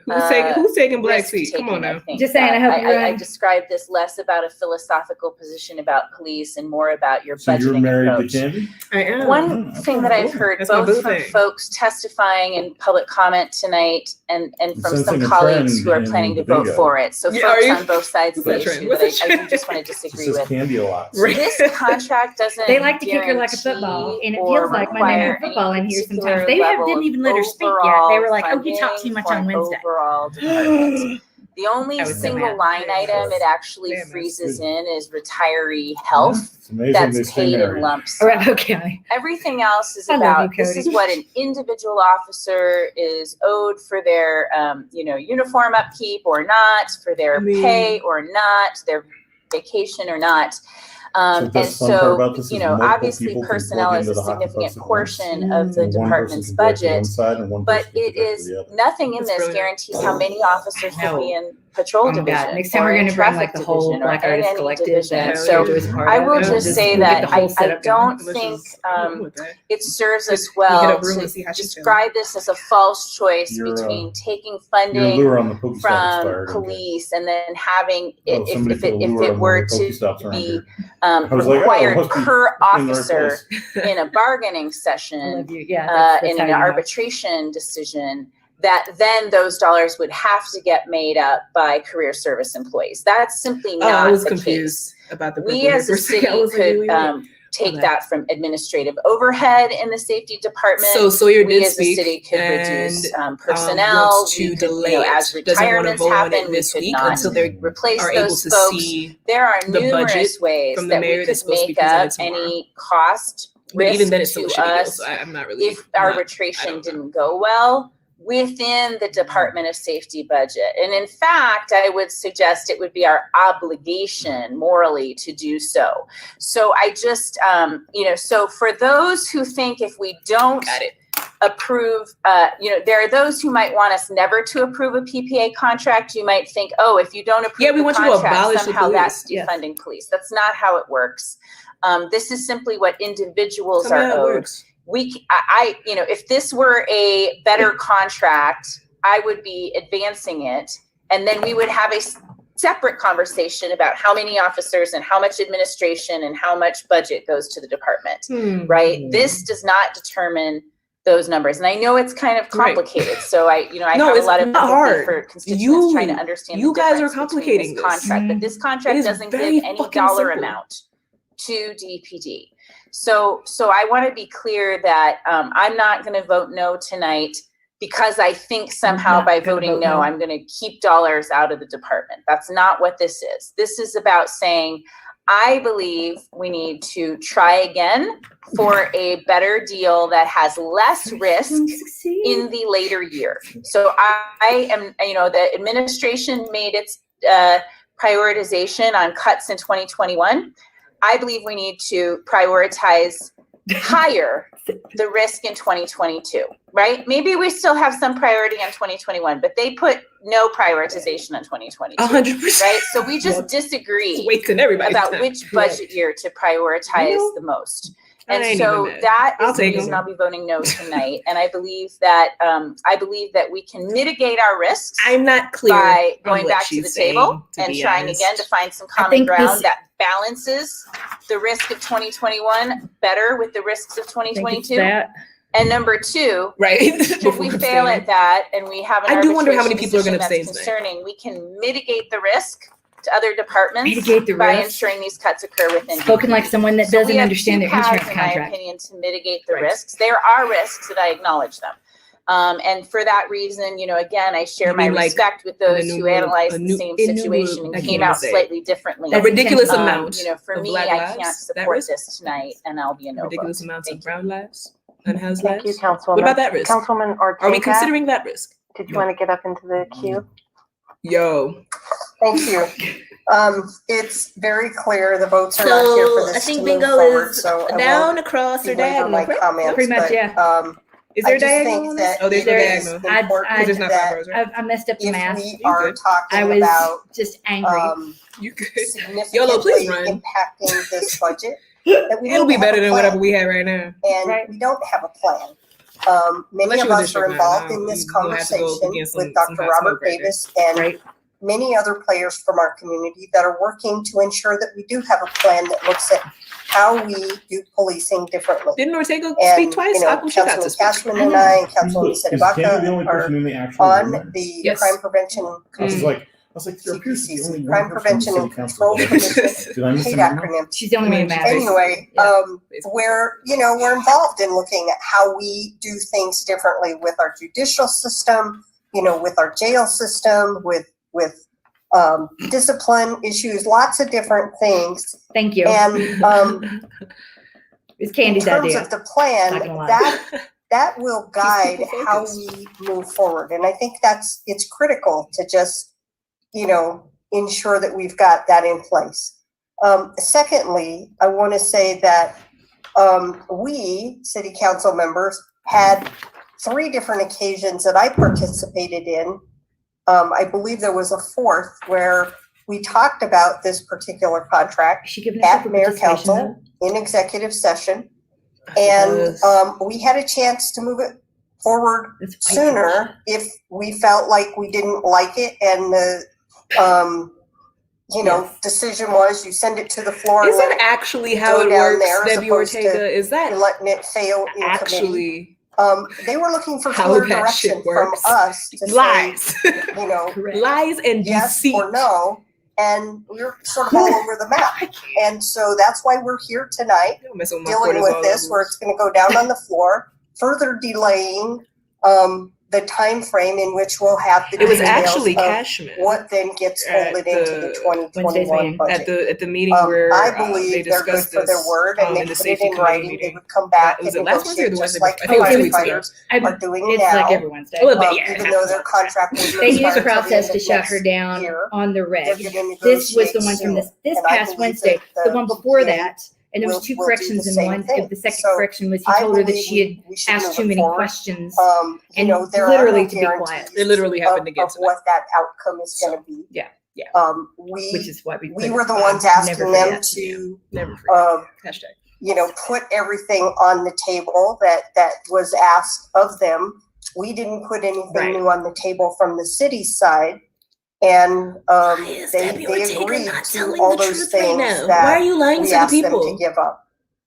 Yes, this is part of the collective bargaining process. And as said Why are you lying? if we want collective bargaining for city employees, then we should put this issue on the ballot and try to get collective bargaining for our city employees so they have the same fair process for how their wages are set, rather than it being done through the mechanism that we currently use.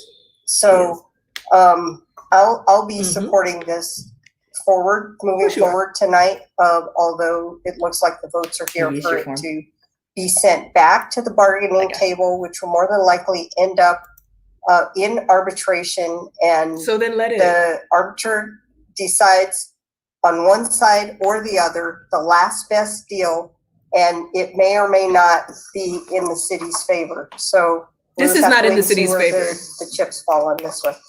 Thank you, Madam President. Thank you, Councilwoman Ortega. Councilwoman Sedibaka?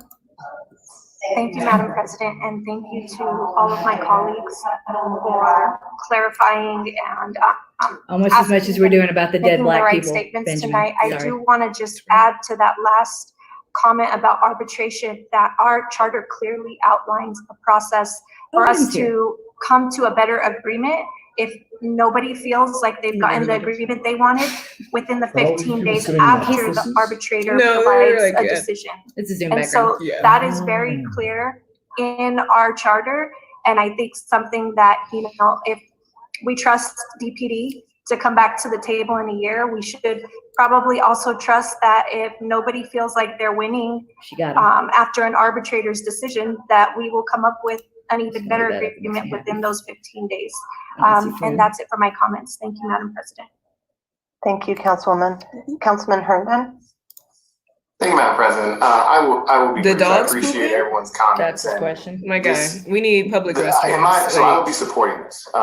The right decision may not always be the most pleasant, particularly when you are in a COVID state where we are going to have to make the most difficult decisions. Take a plastic bag with them, because even when I came in 2011, I'm not really sure that that's as we were ending the recession, we can address. That wasn't compared to what we're having to do.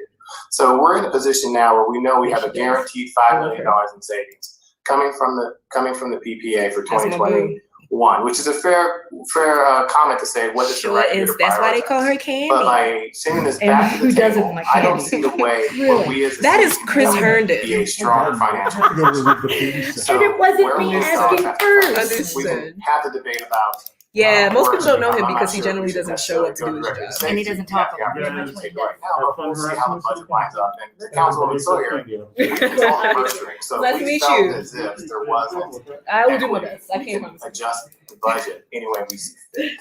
So I believe going with the decision of the strongest financial position that we're in right now, and then moving forward with our budget conversation. So if this does seem to go down, I hope that we as a body are specific to the negotiating team to say what we want as a legislative body, that they can try to move forward with that. And if not, then I hope we're ready to bear the responsibility should we be in a worse financial position. Thank you. No, I know. I got you. I'm just saying. Thank you, Councilman Herndon. I hear you, Benjamin, but we have no other hands raised. I'll dying in the street and add my comments can't have the decency of using a restroom in private. So we had a very dynamic let's talk a little bit about our priorities, and then committee. I think that we can address that. The week before last. Did you miss Candy? Yes. Sorry. She kept it I want to short. clarify and have on the record that she didn't punch. Postal mail letter that was sent by the union on March 9th was never received. I never saw a copy of it. Our former legislative director never saw a copy of it. And we delved into what is your intake mechanism for city council? Who opens the mail? Who logs the mail? Who lets people know when there's something pertinent coming up? And so as far as we know, we never received it. I've seen a copy of it, but we've never received it. And so that does then beg the question, why wasn't a copy of that sent over if there was no response by city council? That would be a quick email to send on March 10th. Because it's intentional. Or anytime in March, anytime in April, anytime in May, to let us know what was happening and to be there at the table. Unfortunately, that didn't happen. And going back and looking at committee, something that really struck me was that we're talking about $5 million worth of cuts in 2021, but then making the police totally whole in 2022. It's technically not even a cut. It's just choosing not to give them an increase. Raise, possibly. I mean, that is unheard of in these sort of economic times. So far, I have to also I have Sawyer, Torres, no assurances for the rest of the city's workforce. Gilmore, we weren't represented in good faith And for at the yeses, table. I have Clark, Black, If I Flynn, felt like there Ortega, was and anything Herndon. that city council could have done I'm just not differently, sure I would be the where first one Hines to step is, forward and where say, I own that ended mistake, up leadership being. owns that mistake, but that didn't happen. There were no opportunities to pretty much stop this train once it had left the station. Exactly. Yep. And Exactly. when That's what I'm saying. It's not a cut. It's just like personally, a, as the president of you know, council, the let's appease the 2-year people. Let's try duration to appease. But y'all had don't know. already Y'all know what been the sent fuck is going on. over I don't know why they try to to the union. We try to treat us like to sheep. pull it Like back we can read. and to ask Well, that's them why we do to this, stop to the remind them, process so that and people like not Sandoval, ratify it thank and you, not move Councilwoman forward. Sandoval, And we for were told coming that in, their paying attention. We love bylaws that. outline that that's what they have to do. And wanna so go to your there were house and plenty of protest. I got points, little I kids. believe, that we could have pulled back and had We got a people deeper in the city feeling conversation, unsafe but every unfortunately single that day. didn't happen. And y'all have the power to do to the something, final and you point, choose not to. whenever we were briefed That's why in people are mad. executive If session you can't in understand mayor that, then I don't feel like council, you should be in your it was position. only a Correct. briefing.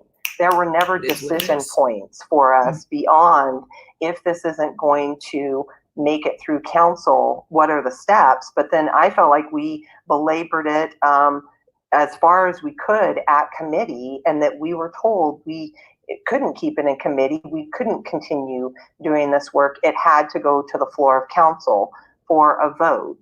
And so with that being said, I am not in support of this because I don't feel like council was represented in good faith at the table. There were plenty of folks that we work with day in and day out that nobody thought it So was I have important 5 for enough sure on in both sides right 2020. now. So we're With missing everything that's happening 3 in the world people. and in our I don't know where the hell community, they're going. to ping So- city council and say, I'm hey, kind of glad you're not going to have to vote on this saying his name ultimately. and pretending You like I probably don't know better who be at he the is, 'cause it's table like, so really? you feel like you were part of this mean, process. Do you have a black card? Is that a thing? We need to unfortunately make black never cards happened. so we can And take so them away.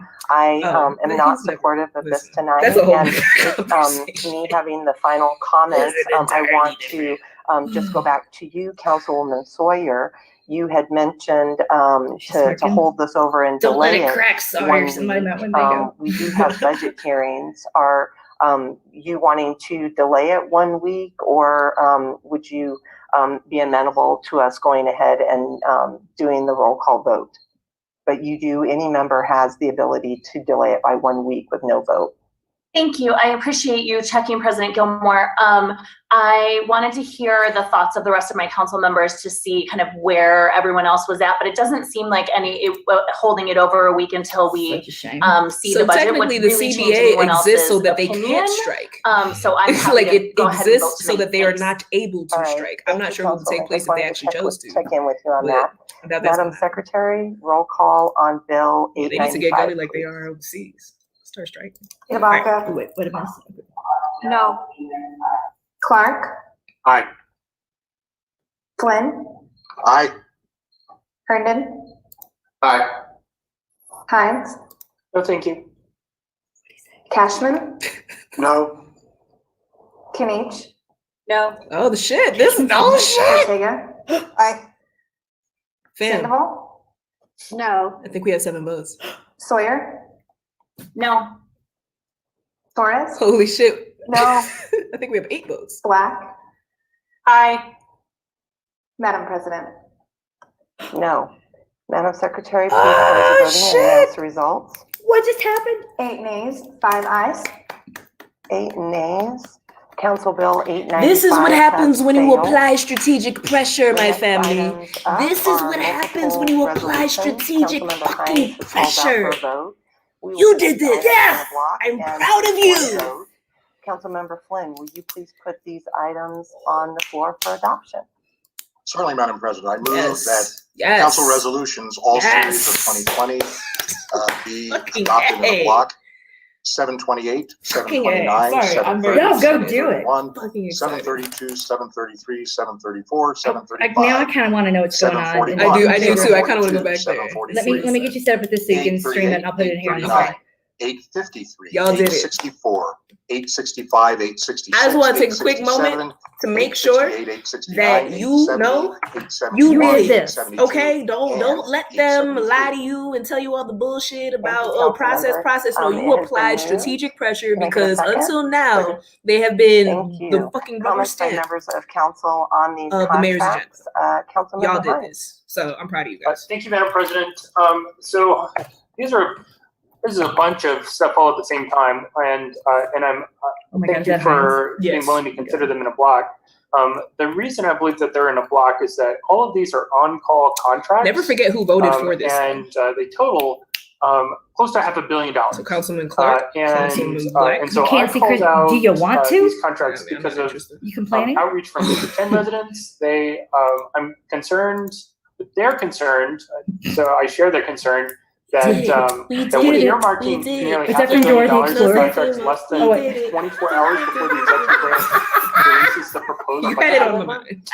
Council doesn't have any advance you're notice welcome. about the mayor's proposed Oh budget. my Like you God. mentioned in the last, So you guys, if you take a look at the bingo card, but we all know originally that what the says 2021 budget will be strategic smaller than Spanglish, the 2020 budget. I was advised to Considering the check smaller because budget, I this could be originally seen had as Dora the by the public yeah, guarantee I that originally this had Dora the money Explorer Spanish to on there certain vendors. because my husband, So I wanted who to, is the whitest Cuban you'll ever meet, I is wanted to bring up he's really offended every time he hears how someone about, deploy the the accent Department of Transportation and strategically. Infrastructure, He's like, I maybe can't Mr. listen to this Gallardo, nonsense. if he's Because available and willing. there's a lot of pandering that happens. Like, let's be fucking real. It is. Yeah, I agree. It is an thank you important for having me victory. up. Let us not forget this shit. So that Mr. means Gallardo, if we can can win you this, help there's so much other stuff that we explain can win, the fam. connection So what we or doing next? lack thereof between these Yeah, sorry, the contracts bingo card is not on Twitch, and the but if you budget. go I to recognize that some of these, I guess, Coach MK some Fleming, of these if you, are on my not Twitch body account, there's a link contracts, to some of these my are parts contracts, so, my Twitter. feel So free click to on the speak Twitter and you'll be able to get the specifically bingo to the card. dotty Winner gets contracts. $100. Yeah, and I think, on-call contracts altogether is fine too. The way they work are very similar.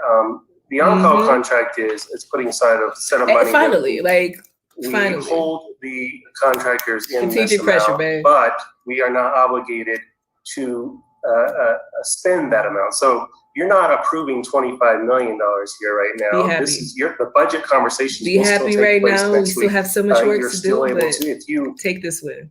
God forbid, cut did this. our budget in half. Would you like me to go we're back not there? obligated to this $25 going back million there per contract. So it's not a scenario where we're turn that all the way up because coming before your budget costs. Our budget will still be impacted if we only have, if we had $250 million to spend on the contract and we only have, see what's going on. then the work scope will change to around $100 Yep, million. we see you. amongst these Can you see what? contracts. Can you So it see would what? change. Yes. Your Okay, just conversations making on sure. budgets next week Yeah. would impact on what work we're allowed to do, but we don't impact your conversation. So thank you. All of these contracts, so just to make sure that I understand. I will. Thank and you. the people watching understand, all of these contracts, they're not guaranteeing the maximum amount for each vendor. So we could theoretically authorize a vendor $25 million and give them zero. Is that right? That's correct. That's correct. And that's one of the things that Councilwoman Ortega has done such a great job working with us on, is making sure that we're looking at the utilization of contracts and making sure that utilization is I spread can amongst hear the them. yelling down the hall, but Carrie So forgot to we turn have the a volume report back that up we've so been we can't working hear on. her. Y'all did And that. I Y'all know that, think right? Councilwoman Ortega, Y'all did that shit, okay? May have a question that's related to that, but we have a report that we're working on that will be an annual report and then also a quarterly report that will show you the utilization of the contracts. And most contracts on-calls, we're not able to max them out anyways. Kerrie Joy? Because of the amount of work that comes through during Kerrie Joy, turn up the volume. We can't hear in there. So, but we do have a reporting mechanism that we plan on putting in place to be able to update council more frequently. And thank you. I see that Councilmember Ortega's hand is raised, so I will skip that part of the weedy and I can't hear you. I have Turn questions, it up. but I believe Councilmember Ortega could probably ask them better because she has quite a bit more But you're wisdom than I beautiful. do. She's been on council a Can you hear me little bit now? longer than I have. The next contract, or excuse hear me, me now? question I have is allocating on-call amounts to certain contracts.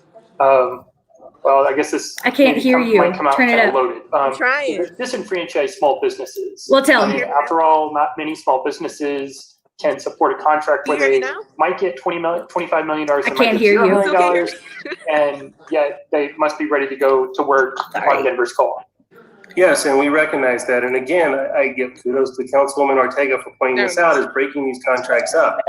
We hope to have a set of on-call contracts. Oh, wait, you can hear? At the same time that our SBE. Can you hear Kerrie? Small business enterprise contracts. Can you hear me? Why can't I hear Kerrie? They're meant to actually go towards small business enterprises, weebies, to be the prime on the contract. It's just the first time that we advertised it, we didn't get much. If you can hear Kerrie, say yes in the comments, because I can't hear her. And so far, we have. Can you hear me? 6 or 9 that have inquired to it. So hopefully we're able to bring these to council late October, early November. Okay. And these are directly. Okay, you can hear Kerrie. I can't hear Kerrie. Keep going, Kerrie. Okay, cool. Just trying to get the temperature in the room. I'm just sad. How do y'all feel about what just happened? Everybody hears Kerrie, but me. It's not fair. I mean, I'm just saying, like, as the community, it's about strategic pressure. $422 million total have been ready to come before us for a month, and so if we're willing to wait for a few weeks for these contracts, why not wait until we have the small, the SBE contracts as well, and just. And I'm just doing a live stream for people that are watching this. We're already at close to $500 million. Why not a little bit more? Yeah, my bad. You may be referring to Parks on-call contracts here. I can't speak to that, but I will say for ours, when they were ready to go, we moved them forward, knowing that the SBEs will be following. We placed a fact sheet with the contracts when we posted them in the queue 4 weeks ago that gives that explanation about the SBE contracts coming to follow. And we hope to have those here by November. But again, you may be speaking to Parks, and I can't speak to their. You know what I'm saying? Because for totally fair. Okay, I guess those are the questions that I have for now. I know Councilmember Ortega is still in the queue, and I saw Councilmember. Okay, I respect it. I just wanted to. Thank you, Madam President. Sure. Thank you, Councilmember. Councilmember Ortega. The community did that. Thank you, Madam President. Thanks for being on to address a couple of things, and thanks for the opportunity to chat briefly this afternoon. How do y'all feel about what just happened? So I appreciate the commitment and being able to say that here publicly, that Dottie is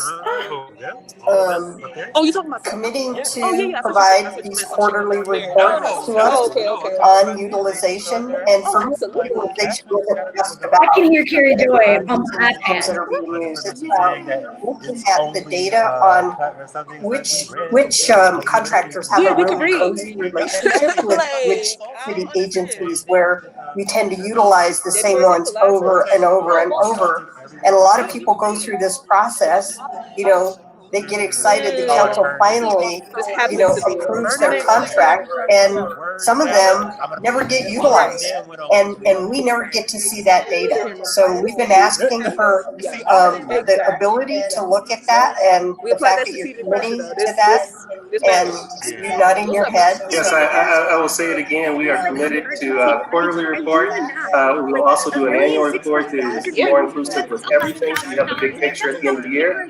And you also asked me earlier today about bond project and funding and reports on that. We are committed to report on that as well. I don't know if it's going to be quarterly or twice a year. I have that from the agency. So actually, you will report. It's just like we have to figure out how they can quantify their information to the other people in a way. And if there is any violation within, on projects are actually there's some issues that come into play with affordable housing, and the amount of money because affordable housing can be determined on way of rent control down the line that making it illegal in the city. Yes. So rent control is illegal? No, so basically, we can't control. I know. So this is a landlord. It's hard to keep and so because of that, affordable housing is a lot more difficult at the city level, but there are ways around it, like you're saying right now, and they're just choosing not to. So if you happen to look into anything, at a minimum, the city charter or anything like that, and you see any violations of absolutely, I'm happy to any ways that we might be able to amend That's critical. these laws, create an ordinance so that affordable housing can be more accessible. Like that's a way that it can be done too. It could be a citizen not ballot initiative. You know what I'm saying? So these are some options. Have this conversation. Does that make sense? Yeah, hell yeah, absolutely. Bring an ordinance for you guys. Certainly, we've got some draft language that we're just looking back and forth at, and we'll bring it to you on some of the contracts that will come to city council. So stay tuned and look for that soon. So thank you so much. Thank you, Madam President. I wanted to check back in. So your hand raised, are you okay? Okay, all right, wonderful. Councilman, you're back up. Thank you, Madam President. I just wanted to make a comment. Thank you, Mr. Gallardo, for your so just wanted to come as committing to these. Thank you. My pleasure. It's an honor. There's a lot of shit on the streets we got to get rid of. Oh wait, MK speak. I was thinking of DPD, but all the shit for sure. When we come and we get all these on-call yeah, it's still about the CBA. It didn't pass. I hope that we had 8 votes against. For you to go back to the people, whoever. I didn't think that would happen. And get these reports. I really didn't think this would happen. 6 months ago, we had a similar conversation here about these on-call contracts. I hope that we are in a better place 6 months from now. We don't have to talk about these again. And agreed. It didn't. That's why Kerrie Joy is on the hall, and you can hear the hollering out there where the sound might be hard to get because I could hear the scream down the hall. It's good news. I'm back. Hi. Sorry. I was talking to you were talking, so I was like, that's not going to be helpful for anyone. Well, I can. Should I just leave? Well, I didn't know exactly can't hear you. Okay, I'm just going to leave. I get a little skittish when I see $500 million or $422 million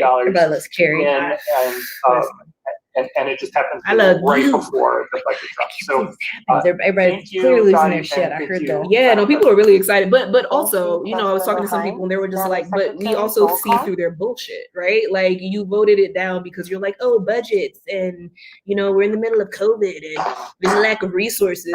You know, not about the fact that like for generations they've been terrorizing Black and brown communities. Like, oh, that's not the conversation you want to have? Okay. Cool, because you know who's also being disproportionately impacted by COVID? Black and brown people. So yeah, I don't. That's it. Sawyer? I just that's all I can say. No. That is all. Torres? So we'll take this win. We'll run with it. We'll see what we can do next time. As far as getting another win under our belt. I hope some of these wins look like replacing some of these council members. So I don't know where y'all are at, and if y'all are planning on running, Brendan, let us know. We will amplify your voices. Madam President. Let's do it. Aye. Appreciate y'all. Madam Secretary, please close the voting. This bingo. This is MK. All right. This is MK. I was like, this is brilliant. Resolution 728. Thank you. I did not think that vote would pass the way it did, and I wanted to at least 35, 741. Get people engaged and thinking about the fuckery right in front of them. I'm very emotional right now. Like, wow, it works. Your voices were heard. Your voices were heard, fam. 866. And let's make it clear. Like, your voices were kind of heard. Okay, and it's not because your voices don't matter and we don't hear you, but like they were literally just butthurt about the fact that they were invited into the process. 49. You know what I'm saying? Please go ahead with your question. Anyway, but let's run with it. We're gonna take it and go. Hell yeah. I mean, Sandoval has at least been in here at least 3 times. We're real happy. Is it just that we're waiting? Or what exactly does it mean before I dive too deep into this one? Benjamin came with the jokes today. Thank you. We've got, I believe, Chris O'Brien. Who's joining us to answer questions. I'm very curious to see how the mayor is going to respond to this. Right? Do we get to, or those closed door? What, city council or city? No, when mayor he meets council? when he meets with them. It depends if they're having an executive session or not. Executive session is not public, but generally they're public. Okay. So, hi, Heather, go ahead. What This is Heather Britton, Director of Benefits and Wellness for the Office of Human Resources. The only change that the Health Insurance Committee made this year for employee benefits was to remove a health plan that was offered by the Denver Health Medical Plan called the deductible If I wasn't, I would probably HMO, talk more shit too, and but they replaced Do you it with get a on hers HMO. or- And really what We're that not means is that employees now will have lower costs I'm on Medicare. at point of service Yeah. for the new plan, because they'll have just So, co-pays. No we more just married because we know we married. And, we've And had the city is our asking personal to ceremonies. continue with the same. Yeah, I got it. I mean, beyond the health insurance, For is the there? DHMO I mean, it's still an uphill in battle. 2020. Yeah, I don't into really get 2021 for the HMO. And it's I mean, other than the all obvious around big benefit of being married to the amazing Jamie of the Bible. out of their paycheck. That's all and better, when but they I go need. get service. That's all I need. That's my Got it. Don't get me on here gushing over my wife because I will take up the rest of this. I mean, we need all good news. I think everybody here wants all good news, and we could all. We're basically here to gush over Candace Ed because she doesn't seem to be appreciated. These people could sit in our room with her all the damn time. Certainly, Right. Madam President, I move that They don't know Council Bill Grateful 20-285 the beauty be taken out that of they order. are in the presence has of been moved. the power, the love, Second. the royalty. Thank you. Comments by members of council on Council Bill 285. Councilmember Herndon. Thank you, Council President. In order to take action on this item tonight, council needs to pull this item out of order since it is currently pending for September 28th. Thank you, Councilman. Madam Secretary, roll call I got it on in a taking different Council Bill window. 285 out of order, please. Herndon? Aye. Hines? Aye. This is where it gets boring, y'all. Robert's Aye. rules of order and shit. There it is. Okay, so which one did they say they were on? 20? Ortega? 280. Aye. 281. Aye. Sawyer? Aye. Torres? You have Aye. control find it? Black? Aye. Cedarbaca? Aye. Which one was it? Clark? I thought they said 281, yeah, but I've been Madam wrong before. President. Aye. Madam Secretary, please close the voting and announce the results. 13 ayes. Yeah, I think it was this one. 13 ayes. There's a Council Bill touch screen. 285 has been My taken out bad. of order. No, it's Councilmember fancy. Flynn, will you please put When Council you do Bill lots of live streaming, you 285 got on the floor for you gotta have the consideration? sub up. I ain't man. Because when Yes, I tell Madam people to President, fuck my off, I clock want is them to stopped see and on. hear me with no interruptions. I respect I move that Council Bill 20-285 be placed upon final consideration and do pass. Thank you. It has been moved. Can I get a second? Second. Thank you. Councilmember Herndon, your motion to postpone, please. Wait, but was it? Yes, Madam President, I move that final consideration of Council Bill 20-0285 with its public hearing be postponed to Monday, December 7th, 2020. Okay. Thank you. It has been moved and seconded. All right, we got the second there. Thank you, sir. Comments by members of council on the postponement of So Council Bill I noticed someone 285. left a comment that said, "I'm really excited Thank you, about Madam this, but President. what's next?" Well, What do you think is next? currently it was MK? scheduled for Well, September my understanding 28th. is However, the that applicant it's going to go has to asked for arbitration. council This is to my reschedule understanding the from public Wednesday. hearing It'll go to to the arbitration, date and then they're mentioned just going to before, Monday, do December 7th. whatever it is that they want to do. Wonderful, thank you. Madam I want to make Secretary, sure I roll don't call on postponing final miss the. consideration of Council Bill 285. They were rushing through Herndon? pushing a rezoning back, Yeah. like a Hines? couple months. So if you were watching on Wednesday, last Monday Aye. when we were talking about the Kenny? pickleball court.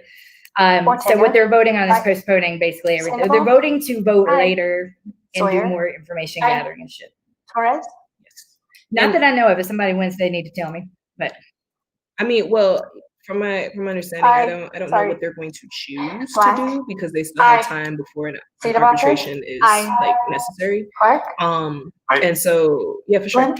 And so they might Aye. potentially Madam try President. to rewrite this. Aye. They might Madam try to Secretary, go please back close to the voting and announce negotiations the with results. the representation 13 from ayes. the DPPA. 13 ayes. Final And maybe consideration some of actual Council Bill representation from city 285 council. I at don't its really know. public I don't know what hearing their plans has been postponed to Monday, because I December kind of 7th. heard a couple of them That say like, "Oh, we concludes may have some the time items to like, to be called out. address this All again bills and for really get our introduction input in are there." Blah, ordered blah, blah. published. Council So members, they remember might that try this to is go a that route, consent but or it's block likely this will vote, go to and you will need arbitration. to And I'm vote just hoping aye. that they have a good. Otherwise, this is your last chance to call an item and out that's for part a of the separate reason vote. why that was part of the Councilmember argument Flynn, will you against please which put the I don't resolutions and entirely proclamations disagree for with before you come at and me. You bills know on where I final stand on all this. The consideration for problem with passage on the arbitration floor? is that anyone can be an arbiter, and it's worse than going before a jury. As somebody who grew up watching court dramas unfold in front of me, I can tell you the two things you do not want is your life in the hands of a jury of your peers, much less the hand of an arbiter. An arbiter is less expensive and it's less painful, but it's still a human with a whole lot of power that they may or may not respect. And you never know what kind of ties or affinities they might actually have in this day and age when I think we're beyond thinking that anyone can actually be neutral. So, I mean, it's a risk, but we knew what we were getting here. 732, Fucked up 733, deal, so might as well 734, take that risk 735, and see what happens. 741, 742, 743. But as far as like even moving beyond this, right? Beyond, because we all know that the collective bargaining agreement is just one big part of this systemic bullshit that is holding Black, brown, and poor people back, and murdering them in cold blood, and it's this government sanctioned violence. Like that's what we need to be addressing. So when we're talking about like what's next, I just want to encourage people to really start taking it upon yourselves to recognize. We have to know the rules of the game in order to play the game and abolish the game. Because it's not a game. Like, we're playing with people's lives, right? But we recognize that these rules, these policies, like, those are the rules of the game. So when we know them and we understand them and we commit ourselves to changing them, that is when we can see shit happen. So I want to challenge y'all to like really start to understand, a little bit about the city charter. I just found out, and I'm really excited about this, so I don't know who wants to talk about this, but I just found out that we can do a whole charter convention where we literally like sit in, some rooms together as community. And I don't know all the details of it, but we literally rewrite the entire charter for the city. The entire charter. Imagine. I am not opposed to that. Like, I'm here for that shit. So if we have some people that want to sit down and write policy, that want to take bring the piece. Like, let's make it work. Yeah, let's make it work. And so I just want to put that out there. The power is in your hands, fam. It really is. Once we pay attention and once we choose to really like dismantle a system that has forced us out of participating in our future and in our lives. Like, let's demand that be our place, and let's take it, and let's fucking get some shit done. For 2535, so I'm trying to, I'm working with some people to abolish the police. And I feel like if you don't understand, I feel like most people understand when I say abolish the police, I mean like, we need to significantly reduce the armed officers in our police force, but we need to reallocate those funds. And really address like the root causes of violence. And so I'm working with a coalition. We worked on the Department of Peacekeeping Services bill. And if y'all want to help in any way, shape, or form, like just let me know. I want to help. Yeah, let's do it. Let's do it. Because we dying out here. Yeah. So that's it. That's what I would say, as far as like next steps. And I absolutely love that, because my understanding from Wednesday was kind of defeated because like we're going to come out of this and go to arbitration, but the arbiter itself, what they are allowed to negotiate on is like infinitesimal and limited by the city charter. Absolutely. Meaning this is going to happen.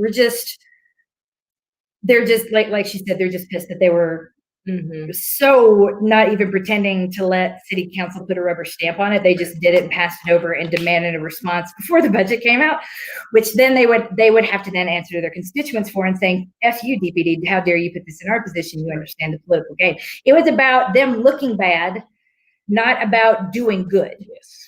So the way that we get to them being able to do good, which they don't care about because they are like, it's the charter. My hands are tied, just like handcuffs. It's awful. That's sexy at all. So what we want you to remember is that to untie their hands and get the changes we want, we've got to change the city charter, which is something Candy's been talking about.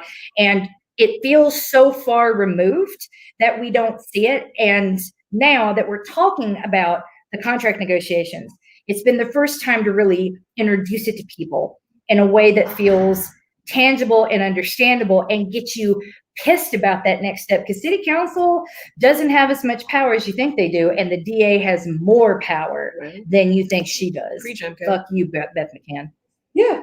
I'm sorry.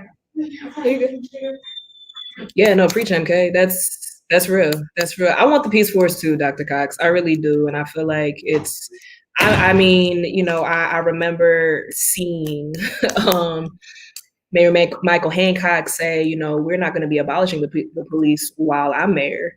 And so I looked over at my wifey and I was like, listen, hold my blunt. Because here's what's about to actually happen. At some point in time, you know, our elected officials are going to have to get with the times, because it's either y'all are going to get with the times or we just going to take you out your seat. And, you know, you don't have to wait for there to be an actual election. Like, recall those motherfuckers. You know what I'm saying? And because there's, yeah, I mean, I've said it all before. I don't want to necessarily like keep triggering our communities, recognizing all of the death that is occurring.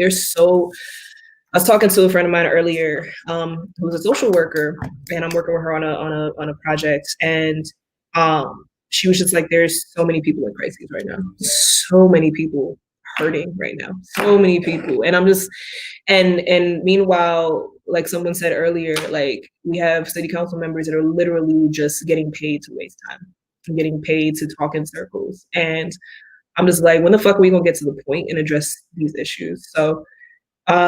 If y'all have other ideas too, like here's the thing, just at this point, there's so many other ideas that will be better than what the fuck we have right now. So I'm just like, whatever you think we could do, let Candy know, like reach out to MK, reach out to me, like y'all know how to find me on social media, and just let's talk about this shit. Cause I'm over it. Like, I don't know. I've been feeling real militant lately, fam. I'm just being really honest with you. Because I'm just like, my family, I'm at risk every single day. And I'm just like, I ain't going down without a fight. Fuck y'all.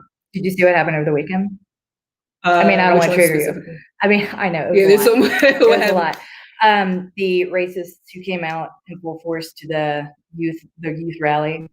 No. I'm still shook over that. I mean, I allude to it and I try to make jokes about it, but like, I've been around hardcore racists, and I know the ones that are dangerous and how they operate and how to look for it. I'm not really scared by Al-Qaeda. I'm just not, or vanilla ISIS. They're kind of stupid, and that's fully who I expected to show up, because all they do is, you know, sit in their cars, think about Roadhouse and jerk off, and then pack their guns that they don't know how to load and strut around with them. No, like, really, you're going to shoot me in the middle of the day? Good luck, bud. That's where, you know, I wear the good jewelry to remind them, like, I don't think you can afford to do what you're about to do. I respect that. MK's like, let me flex on these motherfuckers real quick. Yeah, it's like, I'm always careful about it, because I'm not going to wear like this to like the homeless encampments. But, you know, I will do it to shut white people up. There's no telling there's no end to what I'll do. Yeah, because it matters to them. And I'm just, I get it. I legit joined the DAR so I could infiltrate and like meet people and be like, oh, hi. So you know how long I've been waiting to spend all this social capital? Right. I've accumulated a lot, you guys. My husband went to high school with it on Trump. So yeah, right. So so interesting. Oh yeah. So you wouldn't guess it, right? No. Yeah, he's very, I mean, he got tattoos on his legs. Well, no, I hang out, like, you know, like he's not. I'm just curious to know what stories he has. I just want to know. I'm just kidding. That we can talk about that. Oh yeah. Yeah, sure. Okay. Tell all those stories. But yeah, what I saw, being used to, and being one of the only white people who's like, hey guys, come on, I can't say they're harmless, but I know how to, like, you know, distract. It'll be fine. Mm-hmm. Telling all these white people to come out and show up, which they did. Thank you very much. But at one point, they went a different direction. I'd only seen 2 protesters, mm-hmm. and my kids, I brought the whole family. I was that sure that it was not going to be anything. And at that point, they were going the other way. Cheyenne needed to go to the bathroom. I'm like, we're going to get in the car and go. They don't need me. They got enough people. They'll be fine. And as we were pulling out of the parking lot, that's when I saw the real counter protest. No less than 150 people marching up the street, positioning themselves to take over the 4 corners of this large intersection. So I did see that picture. Yes. So they wouldn't be able to come back. But that's, I was like, pull over. Yeah. I was like, I looked at everybody and I said, Mommy loves you. And we're not going to talk about this tonight. Mm-hmm. Okay. Get all the ice cream. Mm-hmm. And then he legit left to get the ice cream. And I didn't know he was going to do that. I'm like, Alex, we need to chat. I ran and took my umbrella because I got nothing else. And I just ran to the corner. Mm-hmm. and stood in front of them and was like, if those kids look back, I don't want them to see this. I want them to focus on me and try to draw that attention. So I just stood there and danced with the racist spinning my big umbrella and yelling, Jesus loves me. Don't quit your day job. I don't have one. I'm rich, bitch. Yes, vote for Trump. It's done wonders for my 401k. Do you have one of those? I don't even have a job and I have one of those. You might want to talk to Trump about that. I mean, I was real obnoxious. That is hilarious. I was as elitist as you could get. I went to Wharton. You know where that is? I bet. Do you own a globe? That's cute. Yeah, so. I mean, no, I didn't know. They were chanting the N-word. Oh, wow. Like a chorus. I've never seen that before. Ever. They've tried to deny it on social media. I didn't even bring my phone because I just wanted to be able to use that umbrella like a weapon if I had to. But they were, I'm still shook from that. They were not afraid. Granted, I wasn't either. I'm still not. Yeah. But no, I mean, thank God those kids didn't hear it. Next time I'll have a bullhorn on me too. So you surely didn't? Like, I'm just. They were far enough away that I don't think so. Plus, if they had already gotten, if someone heard the chants, correct me. But I think there were the last two streamers were pulled away by Tessa saying we got to get out of here, and because they figured out by then, oh, it's MK, she'll be fine. Yeah, just fine. Yeah. No, that's. But it was. Cashman, I see you twice. I mean, what was that? Jamie's talking to Cashman. Oh, it's like one of those hot mics when they go to the bathroom.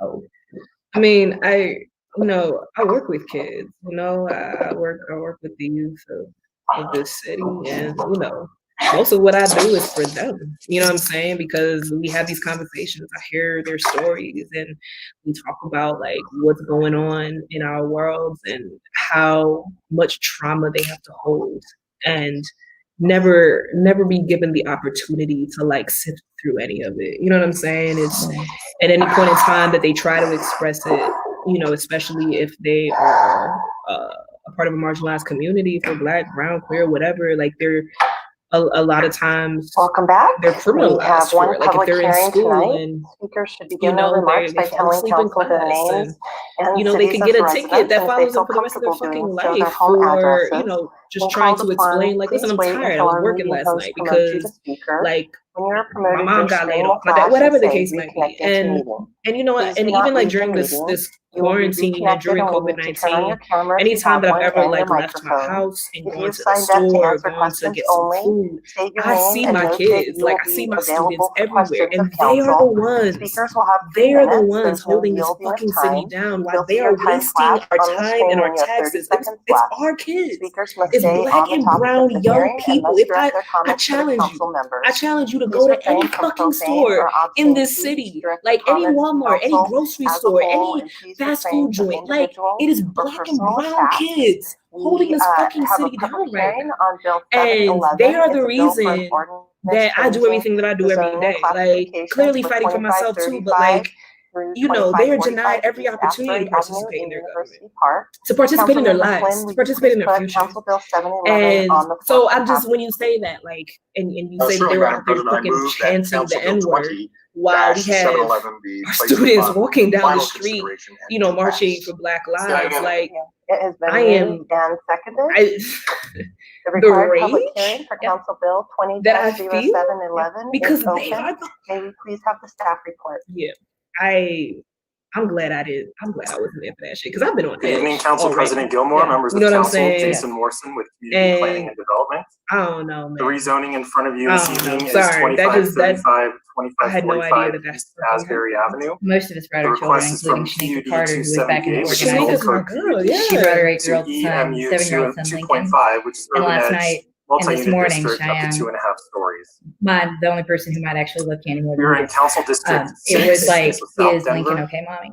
And I'm like, I was too nervous to text her to ask because it'd been such a heavy day, and I didn't know that they had seen or heard it or were aware And the subject because site is on the they corner of weren't East there. Asbury Evidently, the Avenue and South newsroom Clayton and Street. News 9 caught it all. It and consists people of got one screenshots multi-unit and apartment building sent and one to- single I unit posted the building best for a one. maximum number of 21 dwelling Mainly because units with a they were like, maximum we're going to height of tell 2 everybody stories that and you're with 20 us. feet I'm like, no maximum one's going height. to believe that, but sure. The property Just in owner is case. requesting a rezoning to correct the discrepancy between the number of dwelling units permitted by the PUD, which is 21 units, Yeah, I mean, I could take and the a lot of actual shit, number but of don't come units for in the my development, kids, which is 23 units. Like, The discrepancy was those are discovered my after the property owner purchased the property and requested a somebody zoning letter from the up. city as part of real estate due diligence.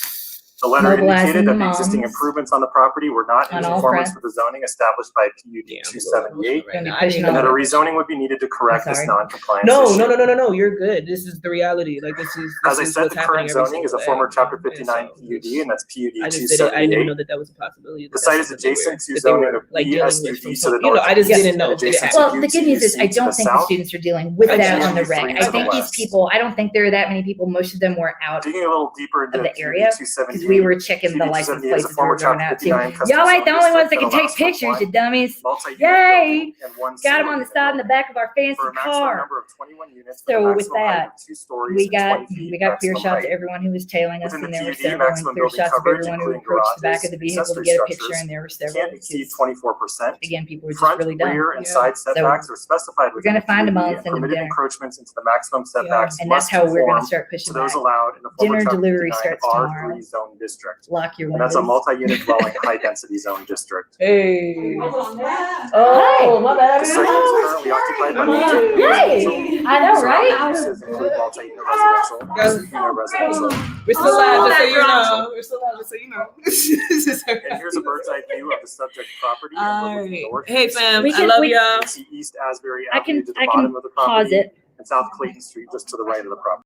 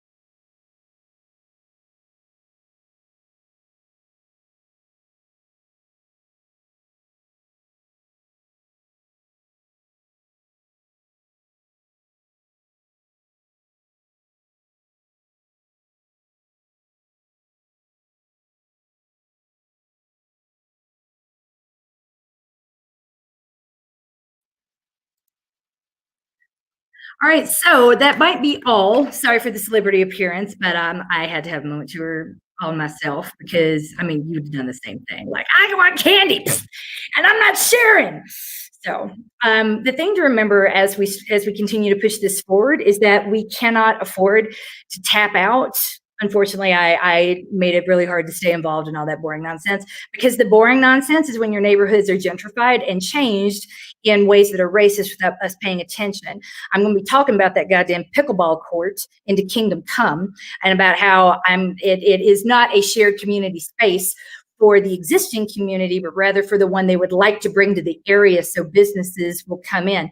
When we talk about pedestrian friendly corridors, how that is actually architect code for doorways that don't have little enclaves where homeless people can sleep. And finally, that we're going to position it so Black people don't want to be here. And that is how you change a neighborhood and make it affordable and white. So these are the things that we don't want to do or the things that we need to do, and I'm going to try to make that possible going forward. Thank you for being here. If you won the bingo, reach out. I will send you the cash in the Whittier Cafe coupon, or if you'd just rather me go give it to the homeless people before I go home tonight, I am good with that too. You are coached, you are loved, and if you are sitting in a room with Candy State Ibaka or shared a bed with her, like some people I'm really jealous of, then you are winning at life. Fun fact, my daughter does not yet know that she is going to come. And those of you who've been watching for a while know that my daughter is a candy stan. I was not aware of city council or even paying attention till we had that instruction in the Rebel Girls subscription box. And now there's no turning back. She has done well her first week of school, and we are taking her to hear Candy speak live on Saturday night, as opposed to the dead sleep talking she usually gives. Sorry about that. I don't even know why I said that. But there's a fundraiser. I will post, it's affordable, and I will post the details there. And if you want to watch my daughter absolutely lose her shit, you might want to be there too. It's going to be cute. Good night, everybody.